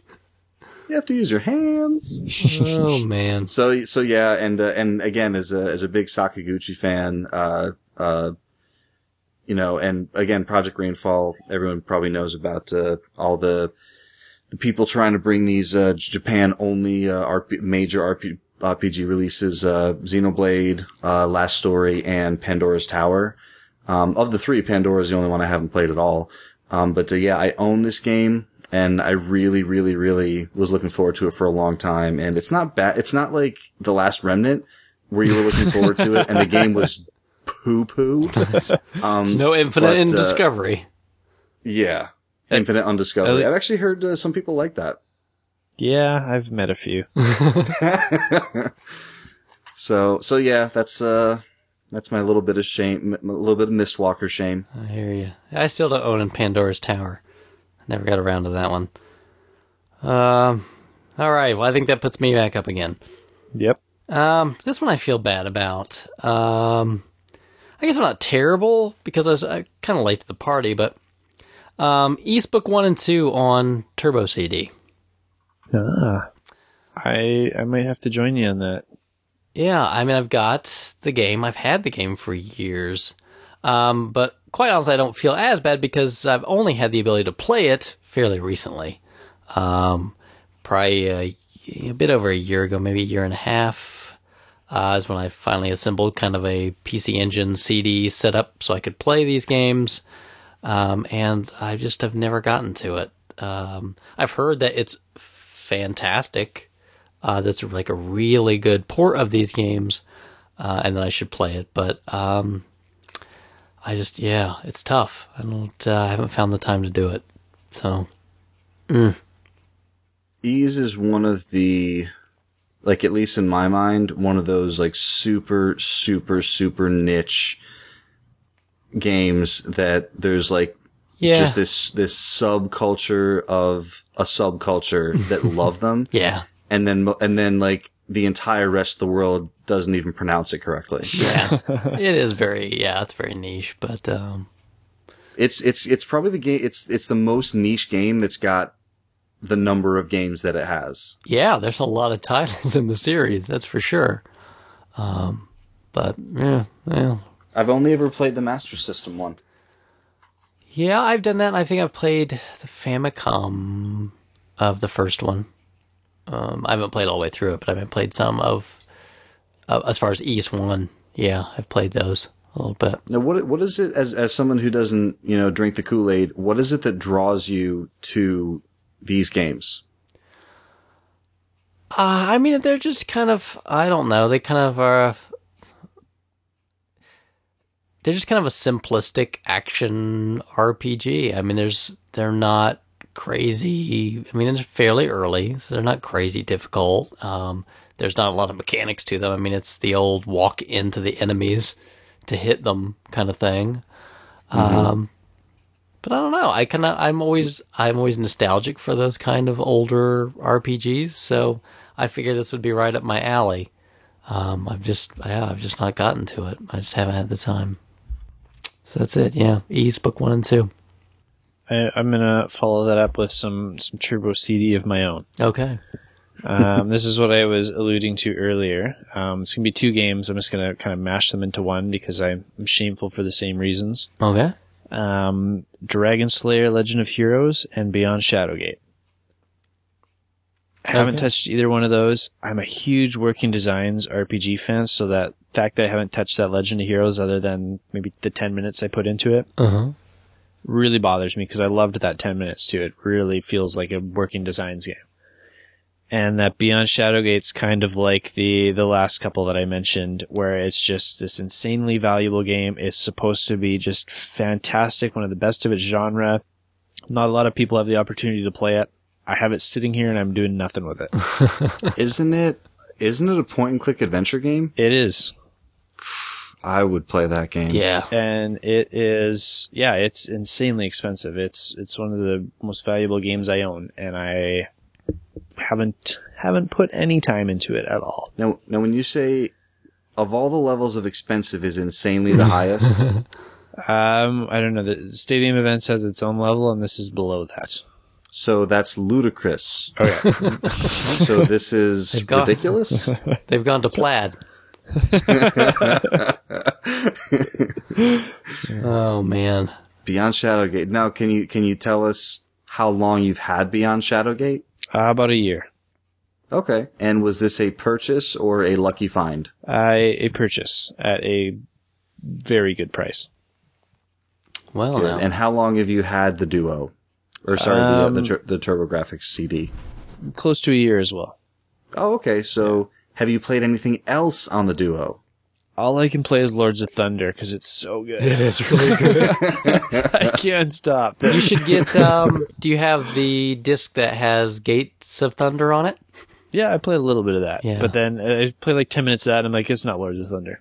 Yeah. And then I put Lords of Thunder back in. Gates of Thunder is pretty good, too. It's alright. It just doesn't have that rockin' soundtrack that I love. Well, I don't have any frame of reference. I've not played those, but I think, if you're talking about something like Shadowgate, yeah, I would be into that. I mean, And I had such a good time going through Shadowgate with you, Duke, when we Yeah. did the Skype call. I kind of want that again for Beyond Shadowgate. So Well, maybe all you'd three be of willing us. to meet me one time. Yeah, Bill said he's up for point and click, so we'll Absolutely. we can let's do a Let's somehow Play. arrange that Yeah, to work that'd with be our awesome. schedules. Well, I'm sure we could do, over the course of some period of time. But what Krabby's referring to is if you look up his YouTube channel. So what's your YouTube channel, Krabby? 2000 Crabmaster. Yeah, if you look that YouTube channel up, you can see Krabby and I did a Let's Play of the original NES Shadowgate.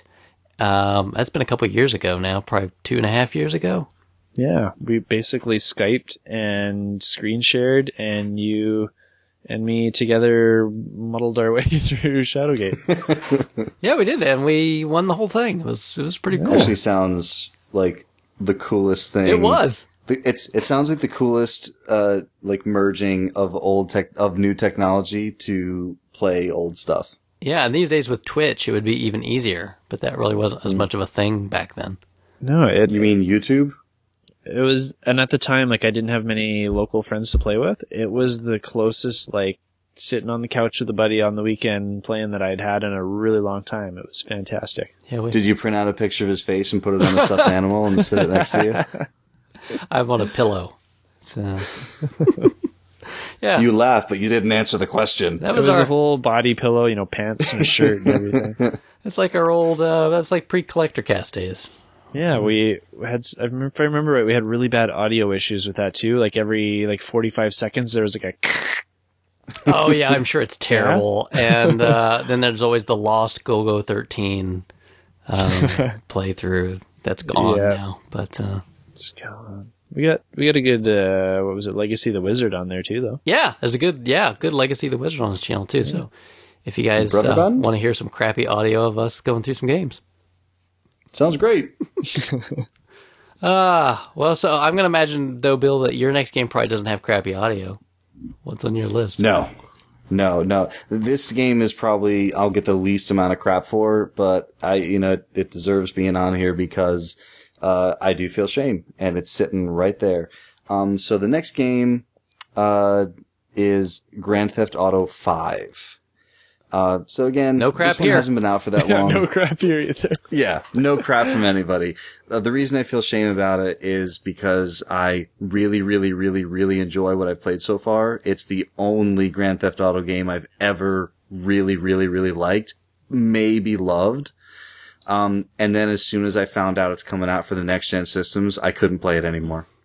That's what they I was want like- you to do. Yeah, I was like, oh, because they say you can transfer your online progress, but not your story.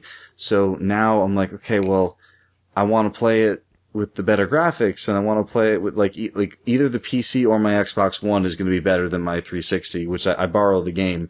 So I feel bad because I've had it from this dude I borrowed it from for months, and I'm not playing it. So I should just give it back to him. But at the same time, well, what if I need it to modify the save file so I can find a way to get it on the Xbox One or whatever. So, but yeah, it's, probably of all the games on the list, this is the one that not only other people give me less crap for, but I give myself less crap for. But it's a game that's sitting on the TV stand and I look at every time I sit down and I'm like, yeah, I'm probably not going to fire this back up on this console. And if I can't figure out a way to transfer the save file over, it would be really upsetting to me if I never played any more of it because I was really loving it. My only experience with this game at all is watching my brother play some online and just seeing some of the jankiness of it. Mm-hmm. And that was about it. Yeah, the online multiplayer is not really... I'm not interested at all in it. The only Rockstar game I did get into the online multiplayer a little bit was Red Dead Redemption, which is probably my favorite Rockstar game of all time, which is not saying much because I don't love a lot of their games. But yeah, I didn't hate 3. I just didn't get what everyone else got about it. I never played Vice City, never played San Andreas. I played 4, hated it. I've played it on several occasions, and people say the same thing we were talking about before. Oh, you gotta get past that first 8 or 10 hours. Okay, I don't care. I hate Grand Theft Auto 4. It's a bad game. Yeah, I know. I tried playing it. If you like it, that's great. It's a bad game. Yeah. But people kept telling me, no, 5. They listened. It's almost like Assassin's Creed 1 to 2. They knew they had a great formula. They listened to people's complaints. They made it better. I'm like, yeah, we'll see. And I fired it up 3 hours in. I was like, you got me. I'm sold. This game is great. So, but yeah, it really upset me. Not upset me, but as soon as they were like, yeah, it's coming to next gen, I was like, I can't play on old gen now. So. All right. Well, and that's, and I've only got one more, so I don't know how many, Well, I think Krabby and I have a few. Yeah. But if you think of some other ones, or if nothing else, you can tell us how horrible we are. Okay. I have no problem with either of those options. You can stand in for our listeners and berate us, I suppose. I think you guys are going to give me a lot of crap for my last one. I saved it. Okay. Nice. My next one, I feel shame for this one because I feel like people want me to feel shame for this one. Does that make sense? I don't really feel bad, but if I say this, everybody else is going to go, oh my god, you ever play that? Yeah, that makes perfect sense. Yeah. It's Earthbound. Oh, interesting. Okay. Earthbound Super Nintendo. I know exactly how you feel about that. If you say you haven't played it, people are like, oh my god. Especially if you own it and haven't played it. Yes. Yeah. That's the thing. It's if someone says to me, yeah, I haven't played Earthbound, I'm like, oh, well, it's really hard to find. But when someone says, oh yeah, I own it and I haven't played it, what is wrong with you? Yeah, that's it, right? So people are going to... That's the separator. They're going to tweet or riot or something. They're going to go, Earthbound, but... Yeah, all of our pirate listeners. Earthbound, But I'll be honest, for all the love this gets, this game was not a thing back during the Super Nintendo days. I remember seeing stacks of it marked down to nothing because it was not a thing. I have finished the game, and I kind of know your gaming habits and likes. I don't think it's something that you would put up very high. Well, maybe the whole thing it has going for it is its quirkiness. And the combat and the jobs and the kind of stuff that would draw a player like you in for a long time, I don't think they're there for you. Well, maybe it isn't for the game for me. Maybe there's a good reason why I haven't invested the time in it. I think if you played an hour to 2 hours and you're not feeling it, you could put it down safely and say it's not something you're going to be into. So it's like the Dark Souls method. Yeah, but I don't think a friend's going to save you on this one. Well, I'm glad to hear that. So you'll know on your own if this is for you or not. I think so. Well, good. That's my hunch. I'm glad to hear that. I would put it up high on your list, but if you don't enjoy it, then just cut it out. Okay. Well, there's probably enough said about that, because I don't really feel shame. I just know if I tell people that, they're going to go, oh my god. Let me ask you, did you get a good deal on it? Yeah, I bought it for a pretty Chris fair price. gets a good deal on everything. Come on. I just typically don't buy games at full price. This is more of a rhetorical question to set up, future questions. So if you got a good deal on it, and if you're not going for any kind of, complete Super Nintendo set. Oh, here he goes. Is there any reason why it wouldn't fund a game that you will play? Why would it not get flipped? Hypothetically, sure. Will I hold on to it? Yeah, probably. Because it's just kind of one of those, whether I like it or not, it's sort of a seminal Super Nintendo game. It's kind of like if you have a decent Super Nintendo library, I feel like it should probably be in there. Yeah, I'd agree with that. So I'll probably hold on to it. Some other games like Metal Warriors, like when I got that for crabbing when I played it, wasn't that thrilled. And I think if I had that one, I'd sell it. No problem. But, to each his own. And I like Konami games, which is weird. I think maybe not sell with that one then, but trade. It's a really good trade item, that Earthbound. Could be. Yeah. There's always people looking to pick that game up. Right, but the price, I mean, it's not worth crazy money. So, Well, all you need is one guy who got a lucky Zombie Nation and doesn't care about NES games. He's definitely going to care about an Earthbound. That's kind of a lopsided trade, though. Rarity-wise, yeah, but you're both getting something you want. I'm always happy with those kind of trades, whether they're perfectly even or not. Same here. Could be. Or I could just hold out and pick up a copy of Zombie Nation. I traded a copy of Chiller for a copy of Earthbound in the past.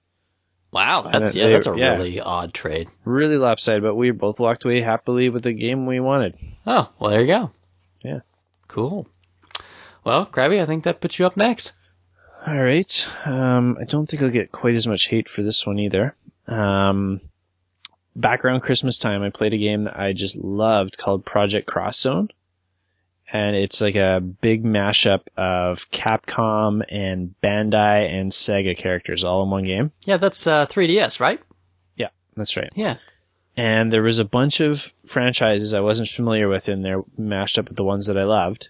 And some of the characters were really cool. So I found out what games they were from, and I went out and bought a few of these games. So I'm going to mash up 3 games here in a row. I got God's Eater Burst for the PSP. Resonance of Fate for the PS3, and I got like 4 of these 7-hack games based on the characters from Project Cross Zone that were from all these games. That's weird. And I have not put a single one of them in yet, even though I loved them in this other game. I wanted to see where their source material was like, and I just haven't gotten around to any of them. And I've played some Resonance of Fate. I hear a lot of people really like it. I was not thrilled. No, I liked the guys that showed up in the Project Cross Zone game, so I wanted to. It's got a really weird battle mechanic. I like that. It's really weird. It's my thing. Okay, well, you play it and you tell me, but I mean, I was like, what? So the biggest one for me out of there was that God's Eater Burst. It looks just bizarre and weird. They got these swords that like grow and these mouths come out of them and they like bite things and. It's just weird. That's symbolism, Krabby. Yeah. Symbolism. We'll let the listeners take it from there. All right. Yeah, I don't know if I would feel bad for you for not playing those, but I guess it's just I feel shameful that I made a really big effort to get these games with full intention of playing them, and then just once they were there, I was like, oh, cool. Put that on the shelf. That's like collector piece, though, right? Sometimes, yeah, I've gotten games like that. We're like, yes, yeah. I'm so glad to get in. Okay, here it goes, right on the shelf. Yep. You know what I mean? Like, I'm really glad you helped me get like Flintstones, right? But I played it for like 20 minutes. Went, okay, here we go, right on the shelf. There you go. Bill, you said you had one more. I do have one more. Oh, and it's going to be a doozy. I think it has the potential to be a doozy. Yeah, I saved probably my biggest shocker, I think, probably for last. And again, I know this is a theme with mine, but I have played some of this game, liked it, stopped playing it, have no idea why I still haven't gone back. It's just been so long, and, well, it is what it is. And what is it? Why don't you just tell me the name? It is Super Mario RPG. No way. Yep. You made that one up, right? I got pretty far in it, and and I got to like actually I don't know how far I got. I felt like I played a long time. I got to the pirate ship. Yeah. Where we had to give the password. That's maybe halfway. And that's where I stopped. And that was just not, you just had enough? Was that? No, it was like the password like frustrated me, and then I found out what it was, and then like I got through and I beat that next battle, and then I was like, okay, that was a rough afternoon. It was a rough Saturday in the suburbs. I'm going to take a break. And that was the end. When I was a kid, I got stuck on that pirate ship password. Mm-hmm. And just, the little dry bones, you like kill them and they respawn. Mm-hmm. I leveled so crazy high on that. By the time one of my friends finally told me what the password was, because I just couldn't figure it out, the rest of the game was just like done, like easy. Yeah, I actually thought I was just supposed to keep killing those guys, so I was like, all right, how many of them are there? Like 100? So yeah, I probably leveled a whole lot right there too. That's definitely a weak point in the overall game. I don't feel like the rest of the game, especially after that, like just more than makes up for it. Mm-hmm. Huh. Well, I mean, yeah, and the tricky part is I don't have that cart anymore, so I haven't. I do have. Over.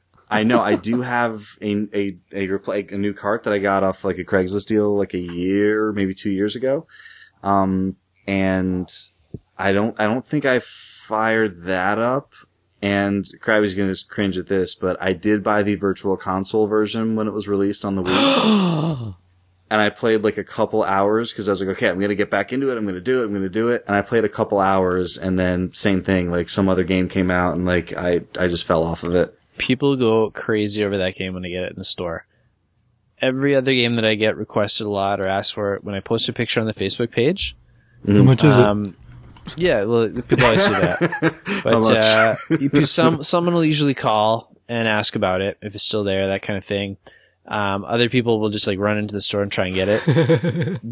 Whenever I post a picture of Super Mario RPG, I get like 20 phone calls within 5 minutes. Wow. And people just like storming the store like a second's there, and then the whole rest of the day it's just like, sorry, it's not here. Sorry, like someone grabbed it. Sorry, it's gone. Like nothing else. Why don't you just order like 30 copies or something? I probably should, but I don't want to like hyperinflate the price, right? I want to try and sell them reasonable to somebody. I don't want to like just buy them off eBay and double them. Well, there you go, Bill. Yep, for shame. Those are my big ones. Those are my big shames. And I have every intention of playing the majority of those games. Get it? Majora? Oh, man.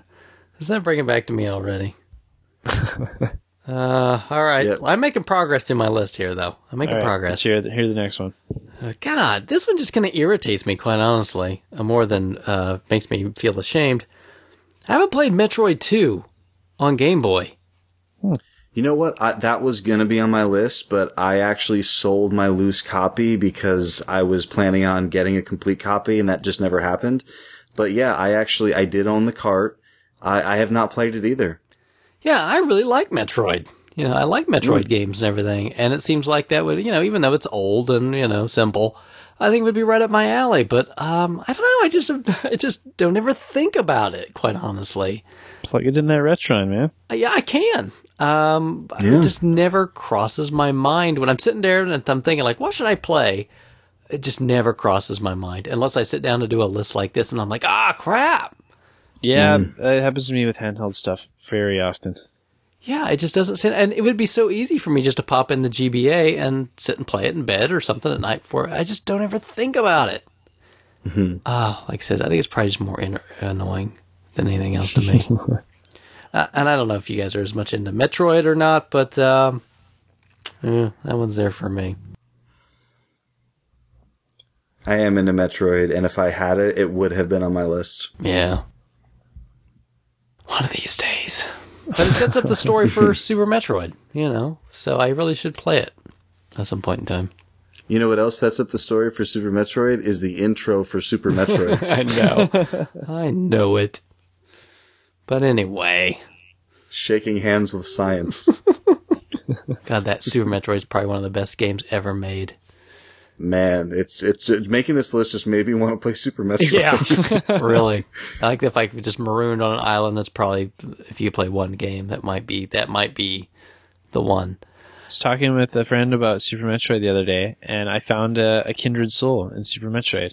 We both agree it's like a solid 7. No. I'll show you a solid 7. Yeesh. All right, Krabby, hit me again. All right, to go way, way, way back to the Master System we were talking about a long time ago. I have many Master System games I have not touched, but the one that I am the most shameful that I have not played yet is Power Strike.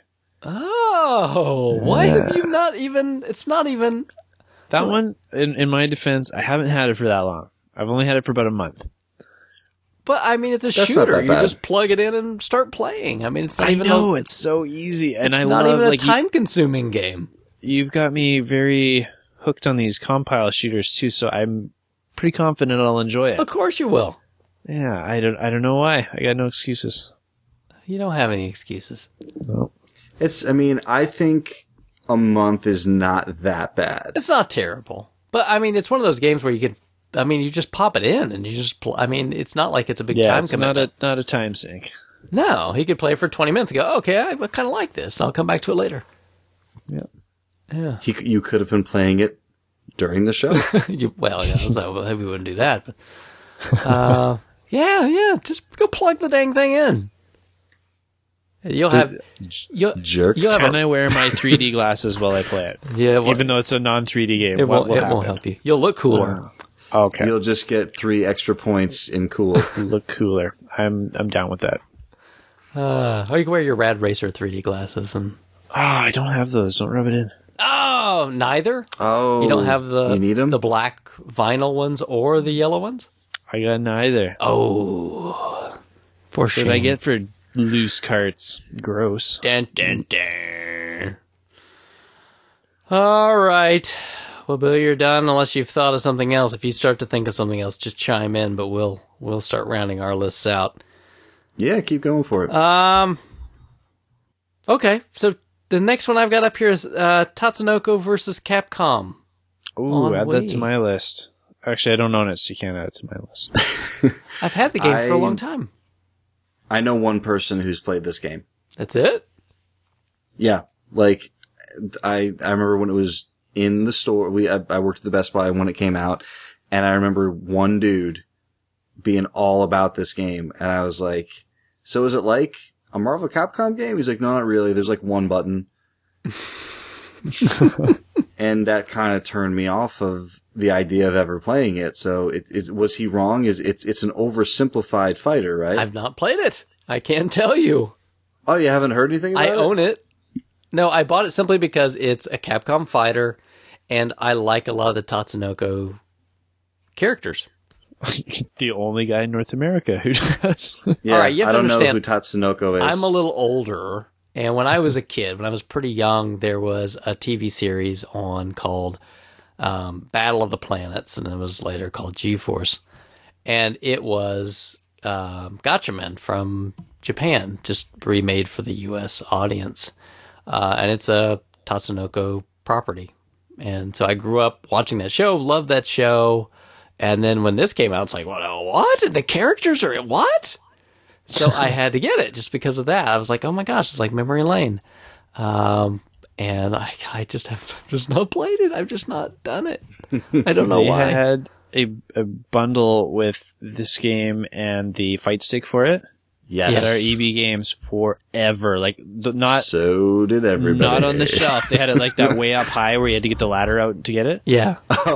And it was like, I think $50 for literally like a year. And I'm sitting there like every day going in, like, as soon as that price drops, it's mine.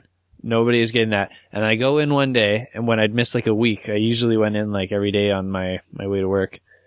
And I missed a whole week, and I come in and it's gone. And I'm like, oh, where'd it go? He's like, they just asked us to send it back to distribution. Like, no. Jerks. Yeah. And that fighting stick now, I think goes for a couple of bucks. Probably. Yeah, I've got like an X arcade and everything. So, and I now have a Wii Hori stick. So Those are pretty cool. yeah, there you go. So Krabby? All right. Similar to the Eternal Sonata, there was an early role-playing game that I couldn't wait to get my mitts on. I wasn't able to get it, though. But I did grab the second and third game in anticipation, and they have been sitting shamefully on my shelf for quite a while now. I've got a guess. Let's hear it. Is it the Hyperdimension Neptunia games? That's correct. Yes. I think I would love everything about these, but I really want to play them in order. So 2 and 3 are sitting sealed on my shelf, and they have been for many moons now. Yeah, they're not the fanciest games in the world. I mean, they're pretty simplistic RPGs, but the whole humor behind them is the video game industry humor that's built into it. And that's what I am dying to play. I just cannot seem to find a copy of that first one. Yeah, there's a little of that moe kind of stuff going on, you know, where it's like, oh, these are very young girls that are really dressed a little bit like they shouldn't be. Which makes it something where you don't want to kind of play it around your kids because you'd feel like a dirty old man. I mean, it's not really dirty, but it's enough to where you're like, this is not right. I shouldn't be doing I forgot that anime can be like that in that style, and I actually put something on Netflix anime the other day, and it was a little more, suggestive than I thought it would be by the title and description. Yeah. So we had to change it, and my son's like, why did we change it? We were watching that. Like, something else. Yeah. Let's go watch Iron Giant. Yeah, and it's not bad. I mean, it's not. There's much worse out there, but it's enough to where I would not have been comfortable playing it when the kids were up. No way. Right. I'm surprised you can't find the first one. Yeah, literally, I have never seen a copy in person. Huh. I picked one up from GameStop way back when. I've bought the only copies of 2 and 3 that I've ever seen as well. I don't have the third one. I've got the first 2. I actually picked up the third one in... no, it was the second one, sorry. I picked up the second one in Florida when I was down visiting, and I saw Ray there. Yeah, I see Mark II all the time. That's pretty... I don't want to say common, but I mean, out of all of them, that's the one I see most. I've not seen Victory, I don't think, period. It's been almost a year that I've ran the store. I haven't had any of them ever get traded in. Huh. Well, best of luck to you. I'm sure you can find a copy if you scope it out. That's for sure. So at least I've got a reason to be shameful this time. Yeah, there you go. That one's, I won't say it's the best RPG I've ever played, but it's interesting. I don't expect it to be. Same thing with Eternal Sonata. I've got pretty realistic expectations of what I want going in. Yeah. I wasn't thrilled with the battle system, and that's really important for me. But it was good enough. Up next, I've got Kid Icarus for the Game Boy. Of Myth and Monsters. I don't have that one. Got the game. Got a nice complete copy, and I've never played it. And I'm probably one of the few people that really likes Kid Icarus. So a lot of people really say, oh, it's not really that great, but I always enjoyed it. And did you play the new one? I own the new one. I've not played it either, but I don't feel that bad about it because it's not really the same sort of game. Have you played the new one? No, I've had a sealed copy sitting here for a few months, and I have had no desire to put it in. Yeah, because it's like kind of like a shooter, right? Yeah, I wasn't a big fan of the first one either. Do you guys remember that Nintendo cartoon? Yeah, Captain N. Danan? Yeah, with and Kid Icarus's deal was like he added an Icus after like everything he said. Yeah, that cartoon was terrible. That was the most interesting Kid Icarus story that I could conjure. I didn't know there were people out there that liked Kid Icarus. I think person. I think I'm one of the few. I didn't know there was person out there. I own all the Kid Icarus games, including the disc system version. So what's the disc system? Oh, you mean FDS? Yes. Is it the best one? No, I don't think most people would argue it's the best one because it's they added more features to the US one, but there is extra sound channel.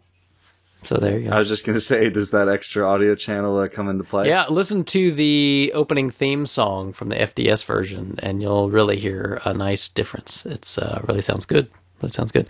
But for the most part, they use the extra sound channel in that and Metroid for sound effects. Zelda 2, most of those games, actually. Most of the Nintendo Disk System games use the, like for the intro music would be different, but the rest of the game they'd use it pretty much for sound effects. Like the first Zelda, like the shooting your sword sound is very different, and like the boss sounds when you get close is different. But anyway, we're not talking about that one. But yeah, have you played Kid Icarus at all? Any of you guys on Game Boy? I have not. I don't have any original Game Boy games. But none? That's a shame right there. I was just gonna say that. I also don't have an original Game Boy. Oh. And part of it is because I never see this stuff boxed locally.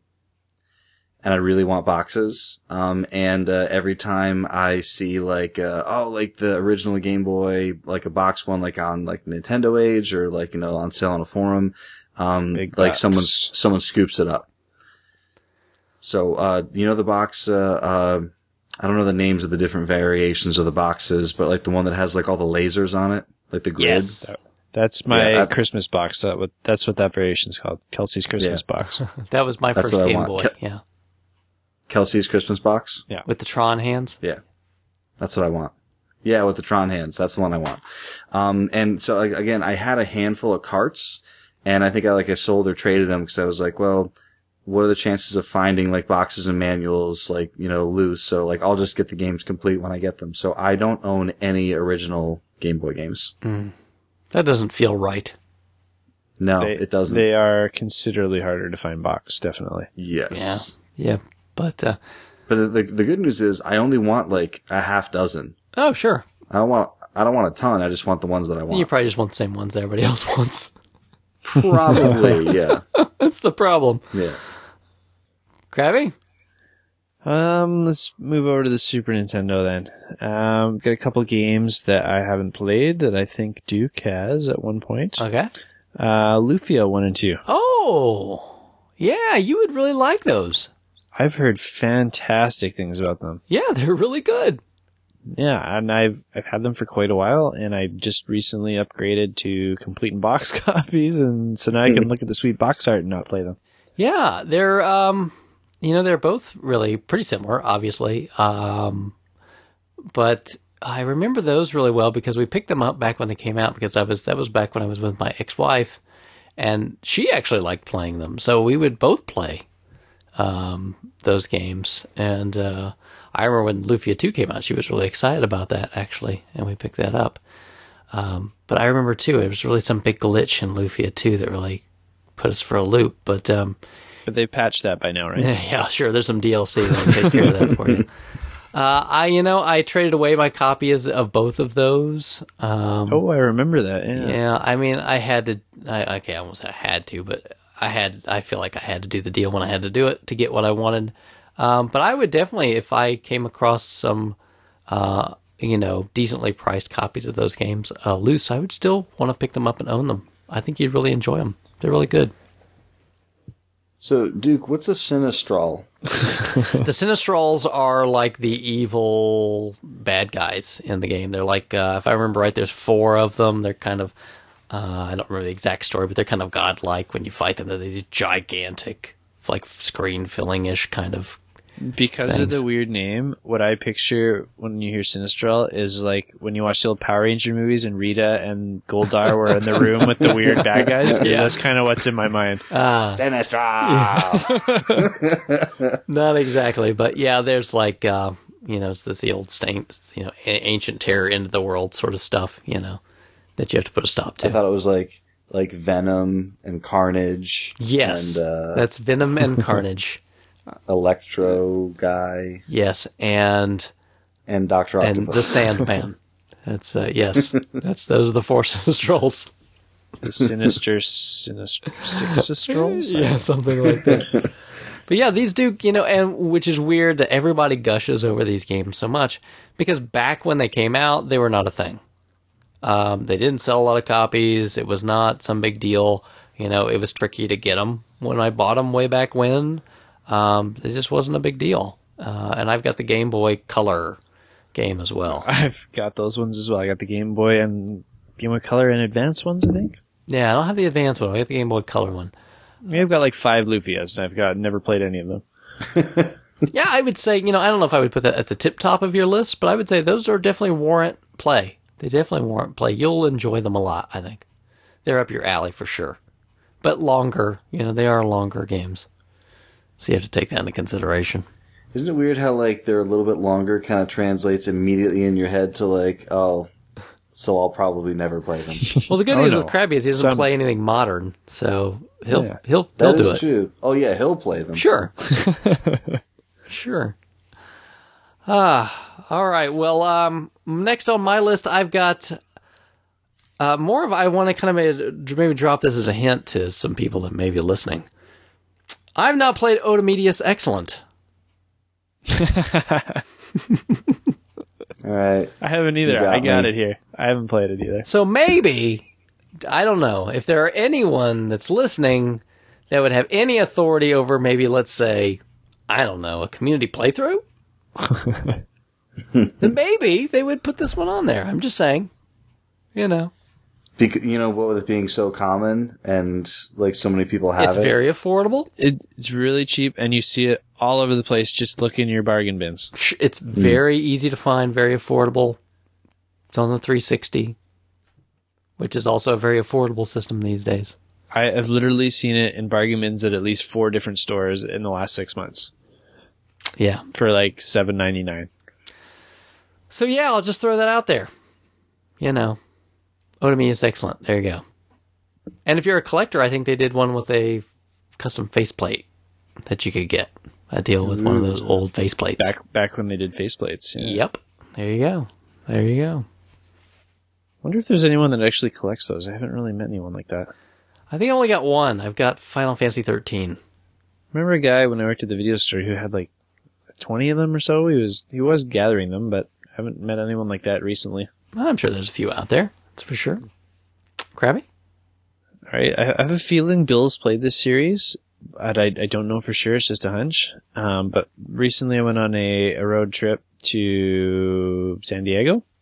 I guess not a road trip. We flew there. And on the plane, I started playing Wipeout 2048 on my PSP and couldn't put it down. I loved it so much. So my shame is that I've had like a dozen other Wipeout games in my collection that I've never touched because I just like, meh, they look stupid. And I think I would love all of them now. Oddly, I'm in a similar boat with that in that it's a genre that I enjoy very much. Just like that fast-paced, futuristic style, like, racing. Yeah. And there's always been 2 series in that genre that I've never, like, jumped on board with. And one of them is Wipeout, and the other is F-Zero. It feels like F-Zero and Mario Kart, like, had a baby and made this delightful treat. Yep, and then same as you, the only one that I'd ever played with any regularity was the PSP version.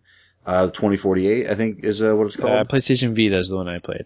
The PSP versions, I think there's Pulse and Pure. It was Pure. I played the PSP version, and same thing. Like, I feel like there's so many of these games. They're probably good, and I'd probably like them. But yeah, I don't know what it is that made me like stick with Extreme G and what do you call it? Episode 1 Racer, and a handful of these other types, and like not falling into the Wipeout jam. I mean, maybe it's just I don't have an aversion to Sony, but it's not my platform of choice normally, so maybe that has something to do with it. But yeah, Wipeout. So you enjoyed the Vita one. Maybe I'll have to check that out. Maybe that'll get me back on it. Oh, it's fantastic. It's definitely worth trying out. And it's really cheap, too. I probably even have one. Wink, wink. Because winks don't show up over audio.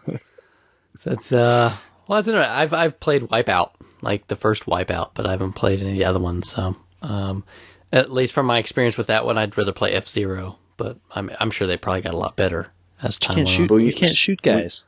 When you say the first one, Duke, are you talking about PlayStation? Yeah, Wipeout on PlayStation and Saturn. Mm-hmm. Oh, wow. So original. Yeah, I haven't played anything else, so I'm sure they got better. It was pretty cool at the time, but I don't like the racers where you bang into the walls and like you come to a huge stop really fast. You know what? It's almost everyone's biggest complaint with them, and you just need to. So many games, like when you're on the analog stick, you're like all or nothing, and if you can't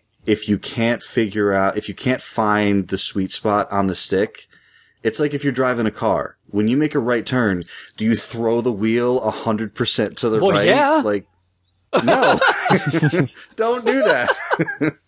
So like it's just like that. Like you're just twitching the wheel a little bit, like just to get the amount. Like you have to react to the analog stick. So it's a lot of people, they're like, oh, make it a right turn. You hit right on the analog stick, you hit the wall, and the tricky part is that there's very little rubber banding in these games. So if you kind of hit a wall and you end up in 16th place, you're gonna lose that race. You might get to 14th after that. Yep. It's not like Mario Kart where it's like the person in 16th place almost always wins the race. But yeah, you do have to twitch your way across that analog stick to find the sweet spot. But much like, any game that's like got tricky control, but once you get it, you love it. It really is. Once you kind of are able to twitch your way through a couple of turns and really get your speed up to like close to the max of your vehicle, it's a really unique and glorious experience. Well put. Yeah, those games to me are all about memorize track, memorize track, memorize track, memorize track. And well, at least the new one's not. It very much wasn't. Yeah, that doesn't appeal to me a whole lot. But like I said, I'm sure I'm sure they're a lot different later on. Like I said, I have very little exposure. Episode 1 Racer is still good. Oh yeah, that one's great. That's still a great game. And the 2 controls. Oh yeah, like the 2 N64. Crazy, yeah, that's great. Up next, I'm getting down there. I don't know where you're at, Krabby. I think I cut a few off when we were talking just to shorten it down. I'm getting close. Yeah, I think I've got around 4 left, including this one. That should be perfect. That should be Great. perfect. The next one I've got is Axe Battler. Okay. Now you're just making games up. You guys don't have any frame of reference for Axe Battler? Axe Bat? You mean Golden Axe? Yeah, Golden Axe Battler. It's the Game Gear one, right? There's Game Gear and Master System. I think you found the name of the show. No, man. I know most people. Axe Battler. Most people are not familiar, but it's a Zelda game. It's like a Zelda style game. Oh, okay. I do know of this. I just forgot completely. Yeah, yeah. I know it's a stupid name, Axe Battler, but yeah, it's like Axe Battler, the Legend of Golden Axe, or whatever. Right. I thought Axe Battler was the name of the main character. It may be. We're talking about, Golden Axe here. What's Golden Axe Warrior then? That's what I think that's the Master System version of that. Okay. So we're not talking about the Game Gear version? I'm talking about the Game Gear version because that's the one I own. Okay. But from my understanding, they're almost the exact same game. All right. I'm following you now. Yeah. Yep. But yeah, it's like a Zelda-ish. I mean, there's a little more to it. There's some RPG bits. What's so funny? I can't get over this guy's name is probably Axe Battler. He's like a private eye. Someone walks into his office. Are you Axe Battler? Yeah, it's me. Name's Will you take the case? Axe Battler. Come on, man. The bad guy's Death Adder, all right? Oh, he's terrific. But anyway, yeah, it's yeah, I'd be ashamed if I were you too. It's a Zelda clone for the Master System and Game Gear. I mean, it's a Zelda game. I like those kind of top-down overhead sort of games. So, and everybody says it's really good. The Master System version is expensive, but the Game Gear one's not crazy or anything. And like I said, from what I understand, they're pretty much about the same game. So, yeah, I would like to play it. Dang on it. Cool. There you go. Yeah, I mean, because the systems are pretty much the same power, right? Pretty much. I think there's a couple extra modes for the Game Gear, But yes, Game Gear can play everything Master System, but not the other way around. Right, which is why they had that little Master System adapter for the Game Gear. That is correct. The Master Gear converter. Master Gear. Awesome. So you can play your Master System games for about 2 hours on batteries. Was that thing official? I think there was Because I had one, and it definitely wasn't made by Sega. Maybe it wasn't. I don't know. I'll have to look that up. But that was a cool little piece. It was cool. I don't have one, but yeah. So that's it. What are the chances of you firing this guy up? If there was a slot on the Retron for Game Gear games, high. The fact that I actually have to play it on my Game Gear, not as high. Because I'd really, these days, I'd have to plug it in. You know what I mean? And I'd have to play it on the Game Gear. If I could find the Master System version, oh yeah. Oh yeah. Definitely. Do you have a power base converter? I do. So there you go. You can throw that in your Retron and you're set. I just don't, it's pricey. So, priorities. But there you go. What you got next, Krabby? The Axe Battler. Okay, I will try. It probably Dwarf won't. Fortress. Like most weird, nerdy kids in junior high, I used to watch a lot of anime. And two of my favorites were Berserk and Record of Lodoss War. And many years later, I found out there was Dreamcast games for both of those. And thus began the search for them. And I grabbed them both within this last year. And I'm still really excited to try both of them because I still have really fond memories of both of those anime series. But for some reason, they just have not made their way into the circulation yet. I have no frame of reference on this at all. You never played Sword of Berserk or Record of Lodoss War on the Dreamcast? I know of the games, but no. Same thing. I know of Sword of Berserk. I thought it was Sword of the Berserkers. Isn't that the name of it? I think it's just Berserk. I will double check. Is it? Oh, okay. Yeah, I could be wrong. And I remember the cover art for Record of Lodoss War with like the dragon and the big sword. But yeah, never played either one. Just Sword of the Berserk.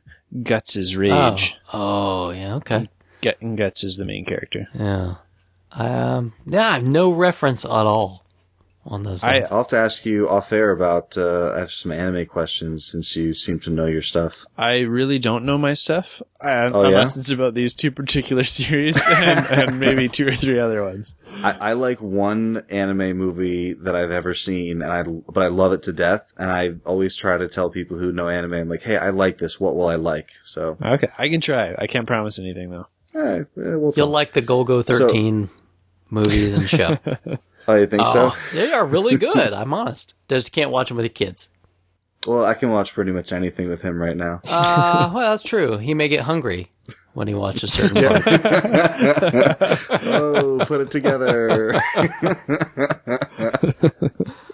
All right. Well, I'd be interested to hear more, but like I said, I have no frame of reference on those games whatsoever. So if you get to play them, let me know. I will. Cool. The next one I have is probably odd, but I still want to play it. And this wouldn't take me very long. I don't know why I don't. But Typing of the Dead. Oh, yeah. I should get on that too. Yeah. Totally. Yeah. I don't own it anymore. I bought it when it came out. Cause I already had the keyboard cause I was a big Quake 3 Arena guy on the Dreamcast. You were the one. You know, like everybody. Right. And, but yeah, this is, so you own the game and you have the keyboard, so no excuses? No excuses. Perfect. Yeah. I mean, this is fun. You could just fire this up and, play for a couple minutes and die. I'm a good typist, so I can type quickly. What are you, 4 key, 8 key, 12 key? I don't know. I type around like 80, 90 words per minute. So. WPM, 80, 90? Yeah, that's pretty good. That's right, yeah. Not too shabby. No, yeah, Typing of the Dead it really is a quirky, I mean, it's exactly what it sounds like. It's, right.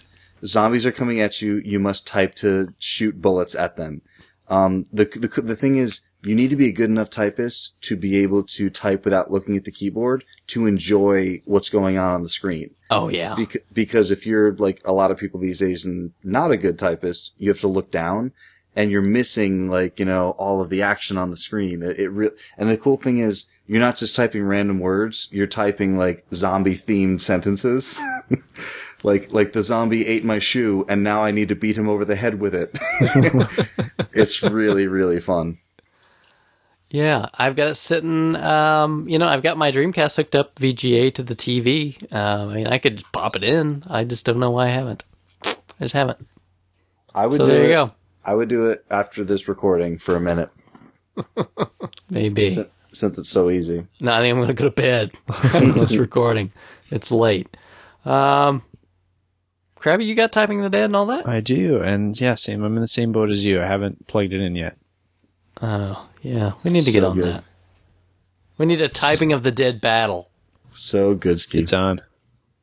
I'm Typing of the Dead probably more battling. of a 60 words per minute guy, though. Oh, you're screwed. I'm going to get eaten. That's right. Yeah, and there's new ones that have come out. I don't think they come out on the console, but Typing of the Dead Overkill. I remember seeing that. They came out for Steam. Did they come out for? No, I think just Steam. Okay, yeah. So yeah, you got some dripping. I just did like a quick Steam search on here, and like one of the things you have to type to shoot a zombie is sexual Tyrannosaurus. so we got a Predator reference in there. How did they get my nickname in there? Could eat a horse. May I eat you? What a great idea. Yeah, smart idea. Krabby, what do you got next? All right. This next one, I'm not sure you guys will give me much hassle for, but I'm a little shamed by it. I grabbed a copy of Conception 2 a little while ago for the PlayStation Vita, and I kind of anticipated this being my game to fill the gap between Persona 4 and 5. And what I know of it just sounds amazing. And I don't know why I haven't put it in yet. I need something to fill that role-playing void right now, and I really think this is the game to do it. I just have not put it in. I'm pretty sure Panzer Dragoon Saga is the thing to fill that void for you, but... No, the Shin Megami Tensei void, not the just role-playing in general void. Oh, sorry. So many voids. Too many voids, yes. I have a lot of several voids that need filling. Yes. So I have no familiarity with what Conception or whatever this is. So what kind of game is this? It is a dungeon crawler, I believe, and you also have an area where you're doing like you're mating basically. And I think they have a weird word for it. Wait a minute, did you use like mating? Mating, and your offspring are sent into the dungeons to like battle for you. Yeah, and like you can get different attributes for your children and stuff, and it sounds really bizarre and really cool. That sounds like something like Child Protective Services should take care of. Absolutely. Absolutely. If it was animals, PETA'd be all over it, but it's people, so I don't mind. That's right. Yeah. Mario is a evil fur-wearing hater, but send your kids into dungeons, who cares? Hence the name Conception, is that? Yes, that's very much the case. Oh my goodness. Well, where was Conception 1? I have no idea. Oh, okay. I'm assuming it was Japanese only. I don't think I've ever heard of it coming out over here. Can I just mention that I have a Vita for sale? if anybody wants to buy a Vita. Yeah, because games like this are what is out there to play. And I still think there's a couple games that you could get some value out of before you sell it, but that's just me. Wipeout 2048. Rogue Legacy is better than you will ever know. But then if I had to buy games on it, then I would have to sell the games too. No, because Rogue Legacy is PSN, so you would just own it digitally forever. That's even better. A game that I own digitally that I can never play. No. It's cross-buy, so even if you get rid of your Vita, you could play it on PS3 and 4 if you ever get one. Sweet. Did I mention how much I don't play the PS3 ever? I'm just trying to give you options. All right. Or somebody could just, they could buy my Vita. There we go. Anyway. And then they could play Rogue Legacy with me. They could, if they wanted to. They certainly could. All right. Well, I'm sorry, Krabby. I don't know if that's good, bad, or otherwise, but good luck if you want to send your kids off. It's on the 3DS too, so you can grab it on there if you want. Oh, there's a real system. All right. With games. Dirt, dirt, dirt.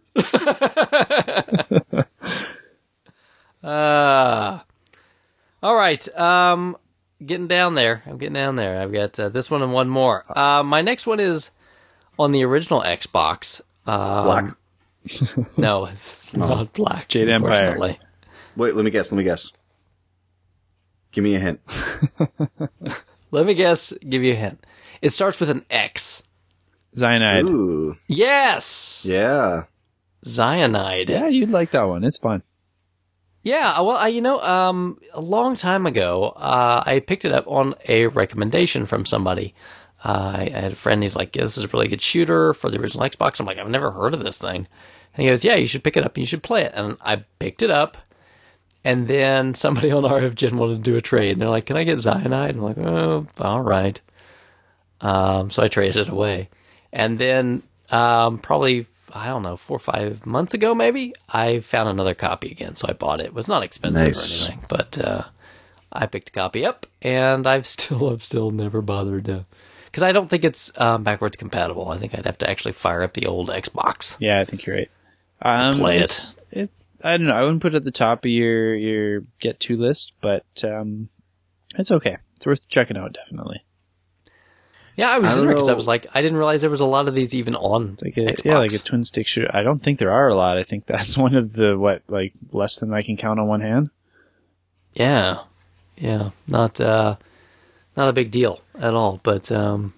I don't know if you guys have this frame of reference, but do you remember a game that came out for PC in the early 90s called Descent? And it was on a few consoles as well? Yeah, it was on PlayStation. Right.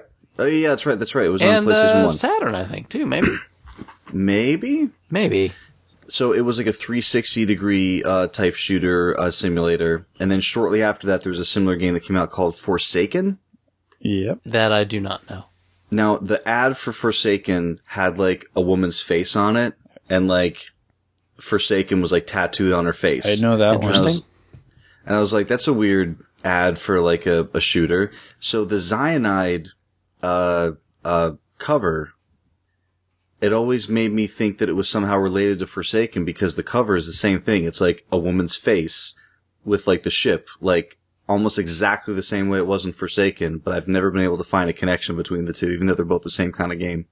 Maybe it was an inspiration or something. Maybe. Yeah, it could have just been like a nod to the grandfather. I always thought Forsaken was a first person shooter.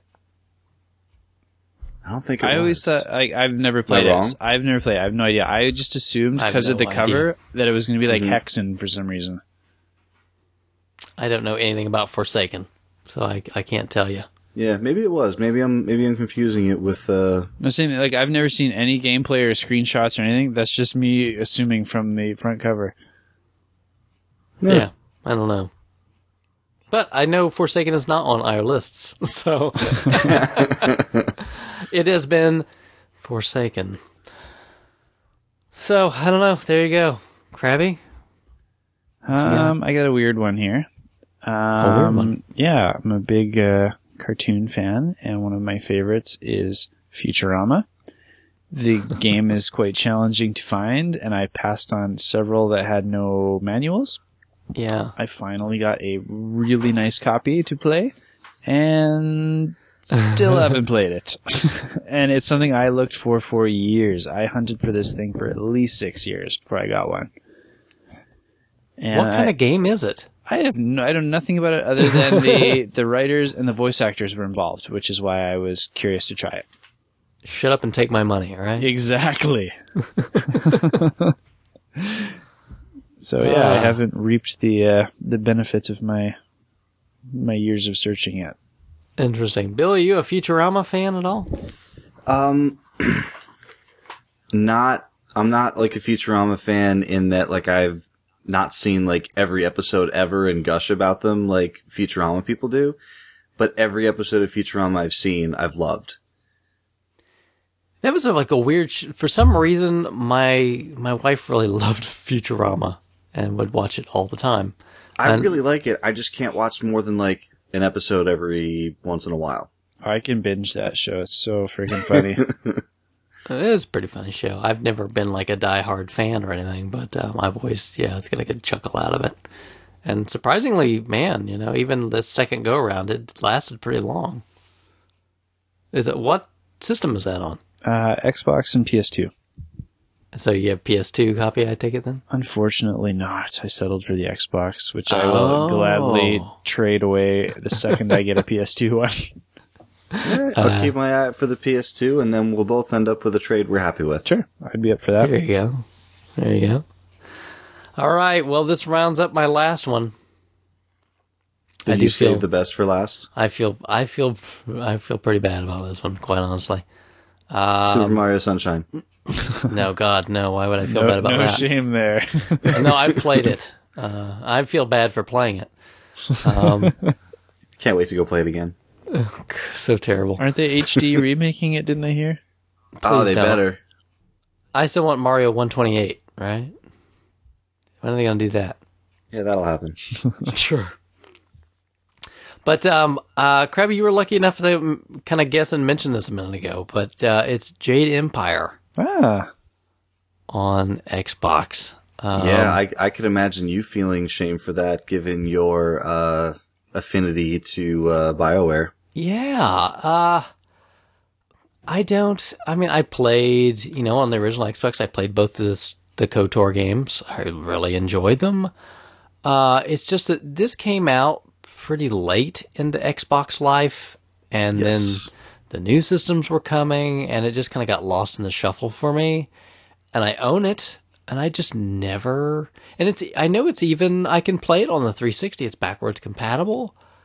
I just have never... I don't know. I've just never gone back, and I don't know why. I think part of it to me is that I don't know if I'm really that interested in the mythology kind of thing behind it as much as I am like their other series. Right. But, I mean, I know I like BioWare, so I know there'd be enough there to draw me in, but everybody that's played the game tells me I really, really should play it, and I don't know why I have not done it. Jade Empire is definitely in my top 3 favorite Xbox games. There you go. And I cannot stand Knights of the Old Republic. Either one of them. Really? Yes. Not my thing. Why is it the subject? Is it the gameplay? It is 100% the gameplay. Yeah, it's very... you have to really queue up your turns and all that stuff. Yeah, it's pretty heavy on that. Yeah, it's you can tell that they're a company that came from PC games with with that entry. They definitely consoleized themselves a little bit and a little bit more in future entries. But yeah, it's the action does kind of stop for a while for you to set things up, so it's a little bit of a change of pace. But Jade Empire, what about the mythology doesn't interest you? It's just, like Star Wars, it's space. Sure. Mass Effect, it's space. Dragon Age, it's freaking dragons. This is just kind of like, it's like some Asian mysticism sort of. Sure. And like kung fu or whatever, right? They get into the mysticism stuff. So instead of dragons, you have like giant spirits and demons and things like that coming out. Right. Yeah. And I don't know that for some reason, I don't know why that just isn't as appealing to me, this mystical, as much as like sci-fi or like the fantasy stuff. I'm sure I would like it. What? Are there any Tanukis? What about so Duke? So what about so? I know it's kind of a weird connection to make, but Onimusha. All right. So what about Japan? Sure. Mysticism. Yeah. It's kind of like the dead space of those games. If you say so. But you're saying that the subject matter is what's holding you back? No, I'm just saying it doesn't do anything to draw me in. So the same way that space and dragons do. Right. I mean, that's something I already am familiar with and I'm interested in. So it's an extra draw to get me to go, okay, great, this is going to be awesome. And this is just, not that I think I hate it or anything. It's not just something I'm like, oh, this is cool. Okay. That makes You know sense. what I mean? Even the martial arts part, like ignoring all the mysticism, because you get to pick like your own fighting style at the start of the game. Yeah, too. again, I don't care a whole lot, right? I'd rather shoot people. Shooting people is cool. See, I think Americans. that's a big draw to me of Jade Empire is I can't shoot people. Yeah, I mean, I don't. Don't get me wrong. I guess in Dragon Age, you don't necessarily shoot people, but you can use magic and stuff. There's magic and things in this too. Like all of those too. They're just settings, right? The whole thing is very story and character driven, which I think you'd really get behind. I agree with you. I think I would really enjoy it, and I owe it to myself to give it a play, and that's why I included it here and kind of listed it at the bottom of my pile of shame, because I really should play it. And I have no doubt that I'll enjoy it. Big time sink, though, right? Like we've been talking about, it's going to be a big time sink. As far as the other BioWare games I've played, I don't think it's as long. Well, that's a good. Yeah, like you'll beat it quicker than you beat Mass Effect. Okay. Well, that's appealing to me. Yeah. Even though I've played those Mass Effect games several times, but I really enjoy those. So, all right. Well, maybe I'll give that a shot. And it's available on Steam.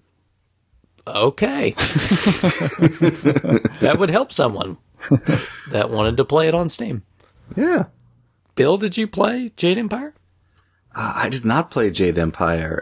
For much of this, I don't know if I'd say much of the same reasons that it sounds like it's taken you a while to get it going, but I kind of have similar feelings. Like there's nothing in particular that draws me into the story and the world. It's more the fact that, like, who doesn't like ninjas? You guys, come on. But these are not ninjas. Ninjas Japanese. Yeah, it's like, oh, it's BioWare. Oh, that's cool. Oh, and the other cool thing is playing the game after the big game that somebody makes, because, like, when you make, Knights of the Old Republic, and then you have this great big success, you kind of get that, like, okay, now that you had a great big success, like, what do you want to make? So, right. Like, I kind of feel like this is the game that, like, they really wanted, had some passion behind it, wanted to do.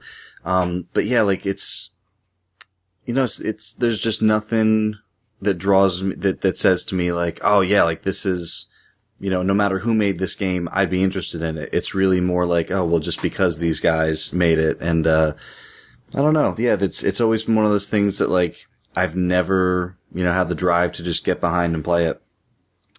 Yeah, it must have been like a passion project or something, right? So it shows. Somebody. It's really polished too. But another part of it, just knowing that it never went anywhere, right? It never got hype. It never got a sequel. So something in there in the back of my head goes, well, it must not be that great. You know what I mean? I'm hyping it right now. Come on. Yeah, and like, not that reviews, mean everything, but, like, when you look through, like, the reviews that it got, they were almost all, like, not just, like, kind of positive, like IGN 9.9, like GameSpy 5 out of 5, GamePro 4.5 out of 5. Like, it got really, really, really good reviews. Mm. So it is kind of odd that you didn't see anything come after it. It might have been mainly due to sales. It might have been like, oh, we're doing Mass Effect now, and that's it. Maybe. It might be hard to go back, but we'll see. We'll see. Krabby, you got anything left in the tank? I got 2 more. All right. Number 1, Ni no Kuni. Ooh, okay. Great. That's just a great answer. I know, right? I still don't have it, but it would totally be on my list. It's dry. If I owned it. My kind of excuse lately has been one of my friends is playing through it and he wanted to borrow my guide. So I gave him the guide. I wouldn't use a guide for first playthrough ever. I always use them for second playthrough. Right. So I'm kind of using the really lame excuse that I don't have my guide, so I should play it, even though I wouldn't use it anyway. It's just that it's like you said earlier on. I know it's going to be a time sink that I don't have right now. Yeah. I really want to play it though. I've been watching Studio Ghibli movies lately and just craving it. So did it kill you when they said they shut down? I did not know that actually. Oh, Really? I'm sorry. Oh, spoiler alert. Yeah, they've closed. I didn't see that it was official. I just saw a story like 3 days ago, like Studio Ghibli might close. I was all over Twitter, I'll just say that. So maybe it's not true. Are some of the staff reopening another studio or anything? No idea. I just saw all over Twitter that everybody was saying R.I.P. On Ghibli. August 3rd, Studio Ghibli announced it was temporarily halting production following the retirement of Miyazaki. Oh. So, we'll see. It's pretty sad. Well, sorry to bum you out right before the end. Gravy, but maybe that'll give you some impetus to play Ni no Kuni. Now I gotta watch Grave of the Fireflies again and get myself really bummed. I have no idea what you're talking about. That was like the second one, right? I have no idea, but it is the most depressing movie I've ever seen. Really? Or, sorry, the most depressing animated movie I've ever seen. You gonna say you haven't seen Schindler's List? Or? Yeah. I was going to say Titanic. Titanic is not even on there. It's depressing I don't feel in bad a for him different way. drowning. Yeah. Yeah, I always look at Titanic and I go, there's plenty of room on that board you're on, lady. Just scoot over. Oh, man. All right, Ni no Kuni. Huh? Okay. All right, ready for the last one? I saved a good one for you. Drum roll, please. I want to play Ni no Kuni. I still have not played Mass Effect 3. Oh, I knew that. I'm not all that surprised, but it is pretty upsetting. Oh. Love the first two. Yeah, there's something really wrong with you. And honestly, like, all the crap that game gets for its ending, like, whenever I sit down and play it, I'm like, screw all of that press. Like, It's this good. is a phenomenally fun game. I'm actually super excited and interested to see what the heck. I literally don't know what it is. I've tried to keep all those spoilers away from me, so don't say anything. Mm-hmm. I really want to see what this ending's all about for myself. It's good. And regardless of how you feel about the ending, the entire game is phenomenally great. I don't doubt that because the first two have just like floored me. I put the first one in not expecting anything and couldn't put it down. It's the first game I think I got all the achievements for. Wow. Now, do you play it on 360? I had to when the first one came out because at the time there was no trilogy to grab the PS3 version.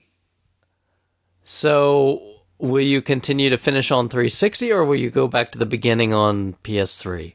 I actually think I might play 3 on the Wii U version. No. Yeah. You don't want to do that. You really don't want to do that. I really that. do. No, you don't. I really do. You can't. There's going to be no multiplayer. Yeah, that's not a problem. Well, you need that. You need that to get the best ending. Really? Yes. If you don't do the multiplayer, you need to download the Mass Effect app and send out ships on missions to get the best I don't ending. think that works with the Wii U version. You guys are literally making me not excited to play this game anymore.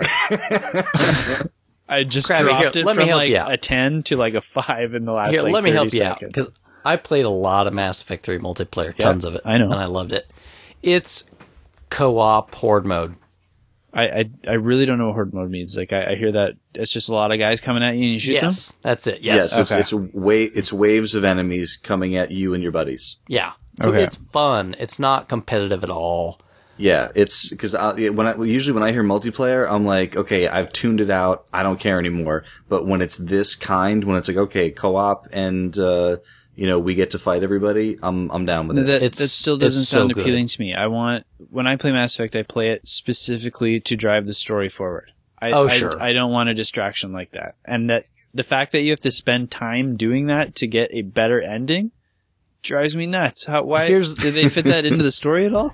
Here's the good news. Yes, they did. Because, and without giving anything away, in a nutshell, the preparedness of the galaxy or universe to fight the threat is increased by fighting hordes in the multiplayer. So it's connected to the story.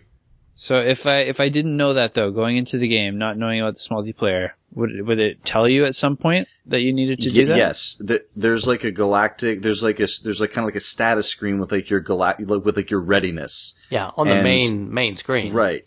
and it tells you how, like, your general readiness level, and in order to get the best ending, you have to have, like, the highest readiness, like, in almost all the areas. So you could go to an area and it's like, why is my readiness down there? And it's like, oh, well, if you fight these hordes in these areas, it'll make those areas more prepared for, the attack at the end of the game. So in 5 to 10 years, when I want to finally get around to this, and that the servers are shut down, or is there still any way to build that meter? No. So you're asking me to look into the future? Yes, I know. Okay. I know you've got these abilities you don't like to speak of. I do. We've got but unfortunately, Fleech in the Minority Report pool. Just poke them and get the orb. And how about this? How about you play it this year and then you don't have to worry about it? I am worried about it because I have all these other games on the list. What if I don't make it to it in a couple of years? Krabby, listen. Play it on 360. You can carry your choices across automatically, and I will be more than happy to jump in and play multiplayer with I actually you. don't have the choices from the old one anymore. I switched 360s, and I didn't bring the hard drive with me, so I'm starting from scratch no matter where I go. Okay, we'll start from scratch on 360, and here's the thing. You really, really don't have to play a lot of the multiplayer to get to what you need. Not a lot. You really don't. If you want to play more because it's fun, you can, but it doesn't. I mean, maybe a couple hours tops, and you'll be fine. But seriously, in like 10 years, if you wanted to replay this, then and you have a new hard drive for whatever reason, that won't be an option to get the best ending anymore? No, you'll have to buy the remaster on PS5. That's so depressing. I think they'll figure a way out. I hope they do. They could always patch That it. scares me. They could patch it before they shut the Right, servers but down. I'm literally waiting for a patch before I play Mass Effect 3 now.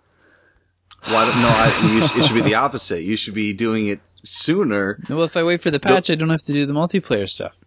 Probably one of the best games of the last generation. Do you have an Android or iOS device? I have a really old Android phone. Then you download a free app called Mass Effect Datapad. You sign in with your Origin account, the same one you sign in with when you play Mass Effect. I don't have an Origin account. Well, you have to create one. They're free. And then I don't want EA to know about me. You're making this personal. I am. All right, let me give you the heebie-jeebies even worse than that, okay? You have to get all the DLC. What? Doesn't Trilogy include all the stuff? No. What does it include? I think there's a couple pieces of Mass Effect 3 DLC that came out after that. Let me tell you why. There are some of the pieces, again, if they're not included in that trilogy, and it's so good and so important to the story, I don't see how you would not want to do it. I would officially like to retract my shame of not playing Mass Effect 3. Oh, come on, man. You guys are killing it. No, come on, man. Just play in the 21st century for a few minutes, and then it'll all be over. Don't worry. I like the old centuries. It's worth it. They're comforting. They're familiar. I think we could probably get Bill to play with us. I'm sure he probably would. Yeah, I still have it on 360. I definitely would fire it up. I was actually kind of surprised and upset that, before E3, there was all these leaks that, Mass Effect Trilogy for the PS4 and Xbox One were, listed and then taken down real quick. So it was like, oh, that's totally getting announced. And then it never happened. I so know. I would have played through them again. How much you want to bet, though, that by the time the new Mass Effect is ready, that they'll launch it, but right before that, just to kind of build the... Oh, exactly. Yeah, the Master Chief Collection. Yeah. And the Kingdom Hearts. They're doing, all of them re-released partially in preparation for 3 on top of, making more money. But, yeah, oh man, if they did an Xbox One or PS4 trilogy re-release, I'd play through all those games again. Oh, yeah. Done. Heartbeat. Done. Just do it, Krabby. Just do it. Yeah. Or just play Axe Battler. Moving on to Axe Battler. All right. Well, I think that wraps up our very shameful lists. So I'll be very curious to hear from everybody what they think. How bad should we feel? Should we feel just terrible about ourselves for our choices? I have a feeling this is going to be a a lot of conversation. Yeah, I think it's going to be tough. And let us know, what's your pile of shame, right? What are the things that that would make your list? We'd be curious to hear that. It'll be some good feedback.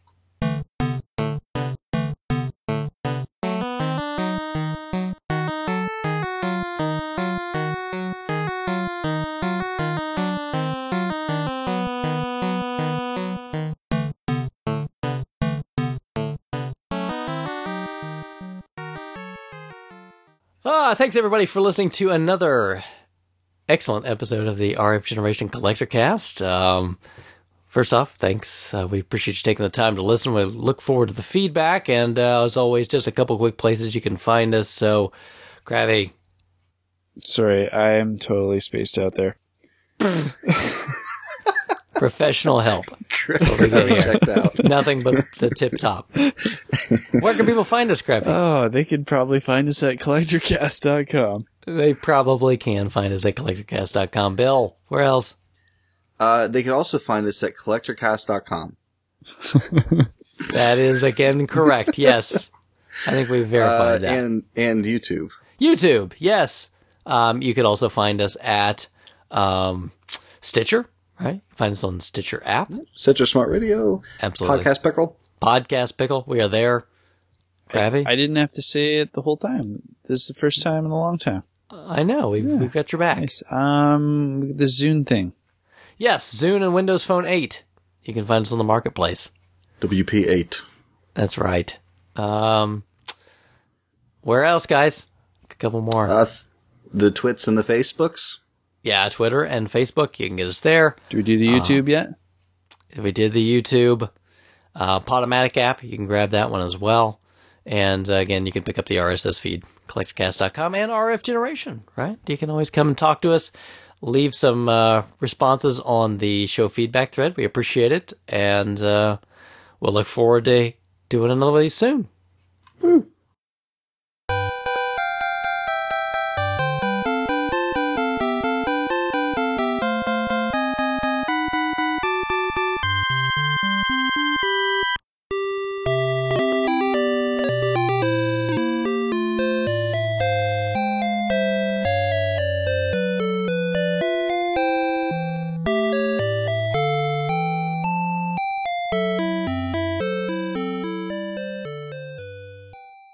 So, I have no idea what kind of game that is.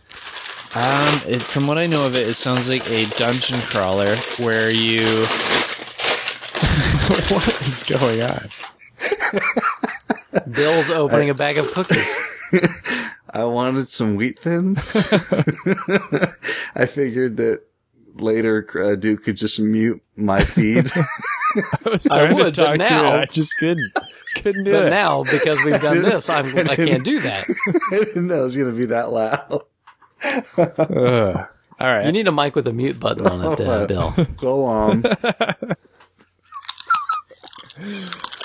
Oh, he's going to eat in the mic.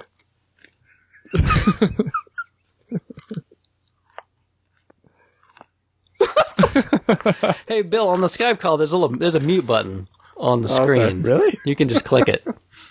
For real? There is. I thought that was the button that calls Axe Battler. Get some on the mic.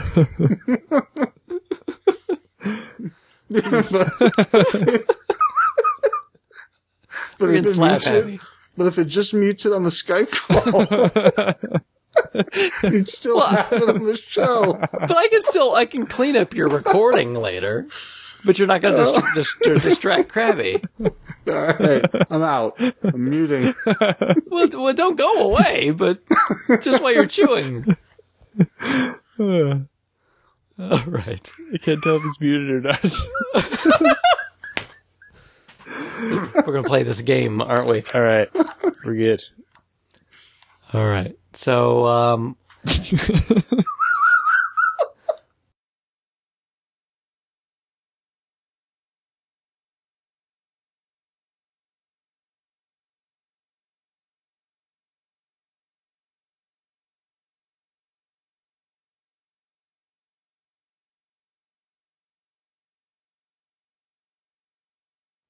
on the night shift.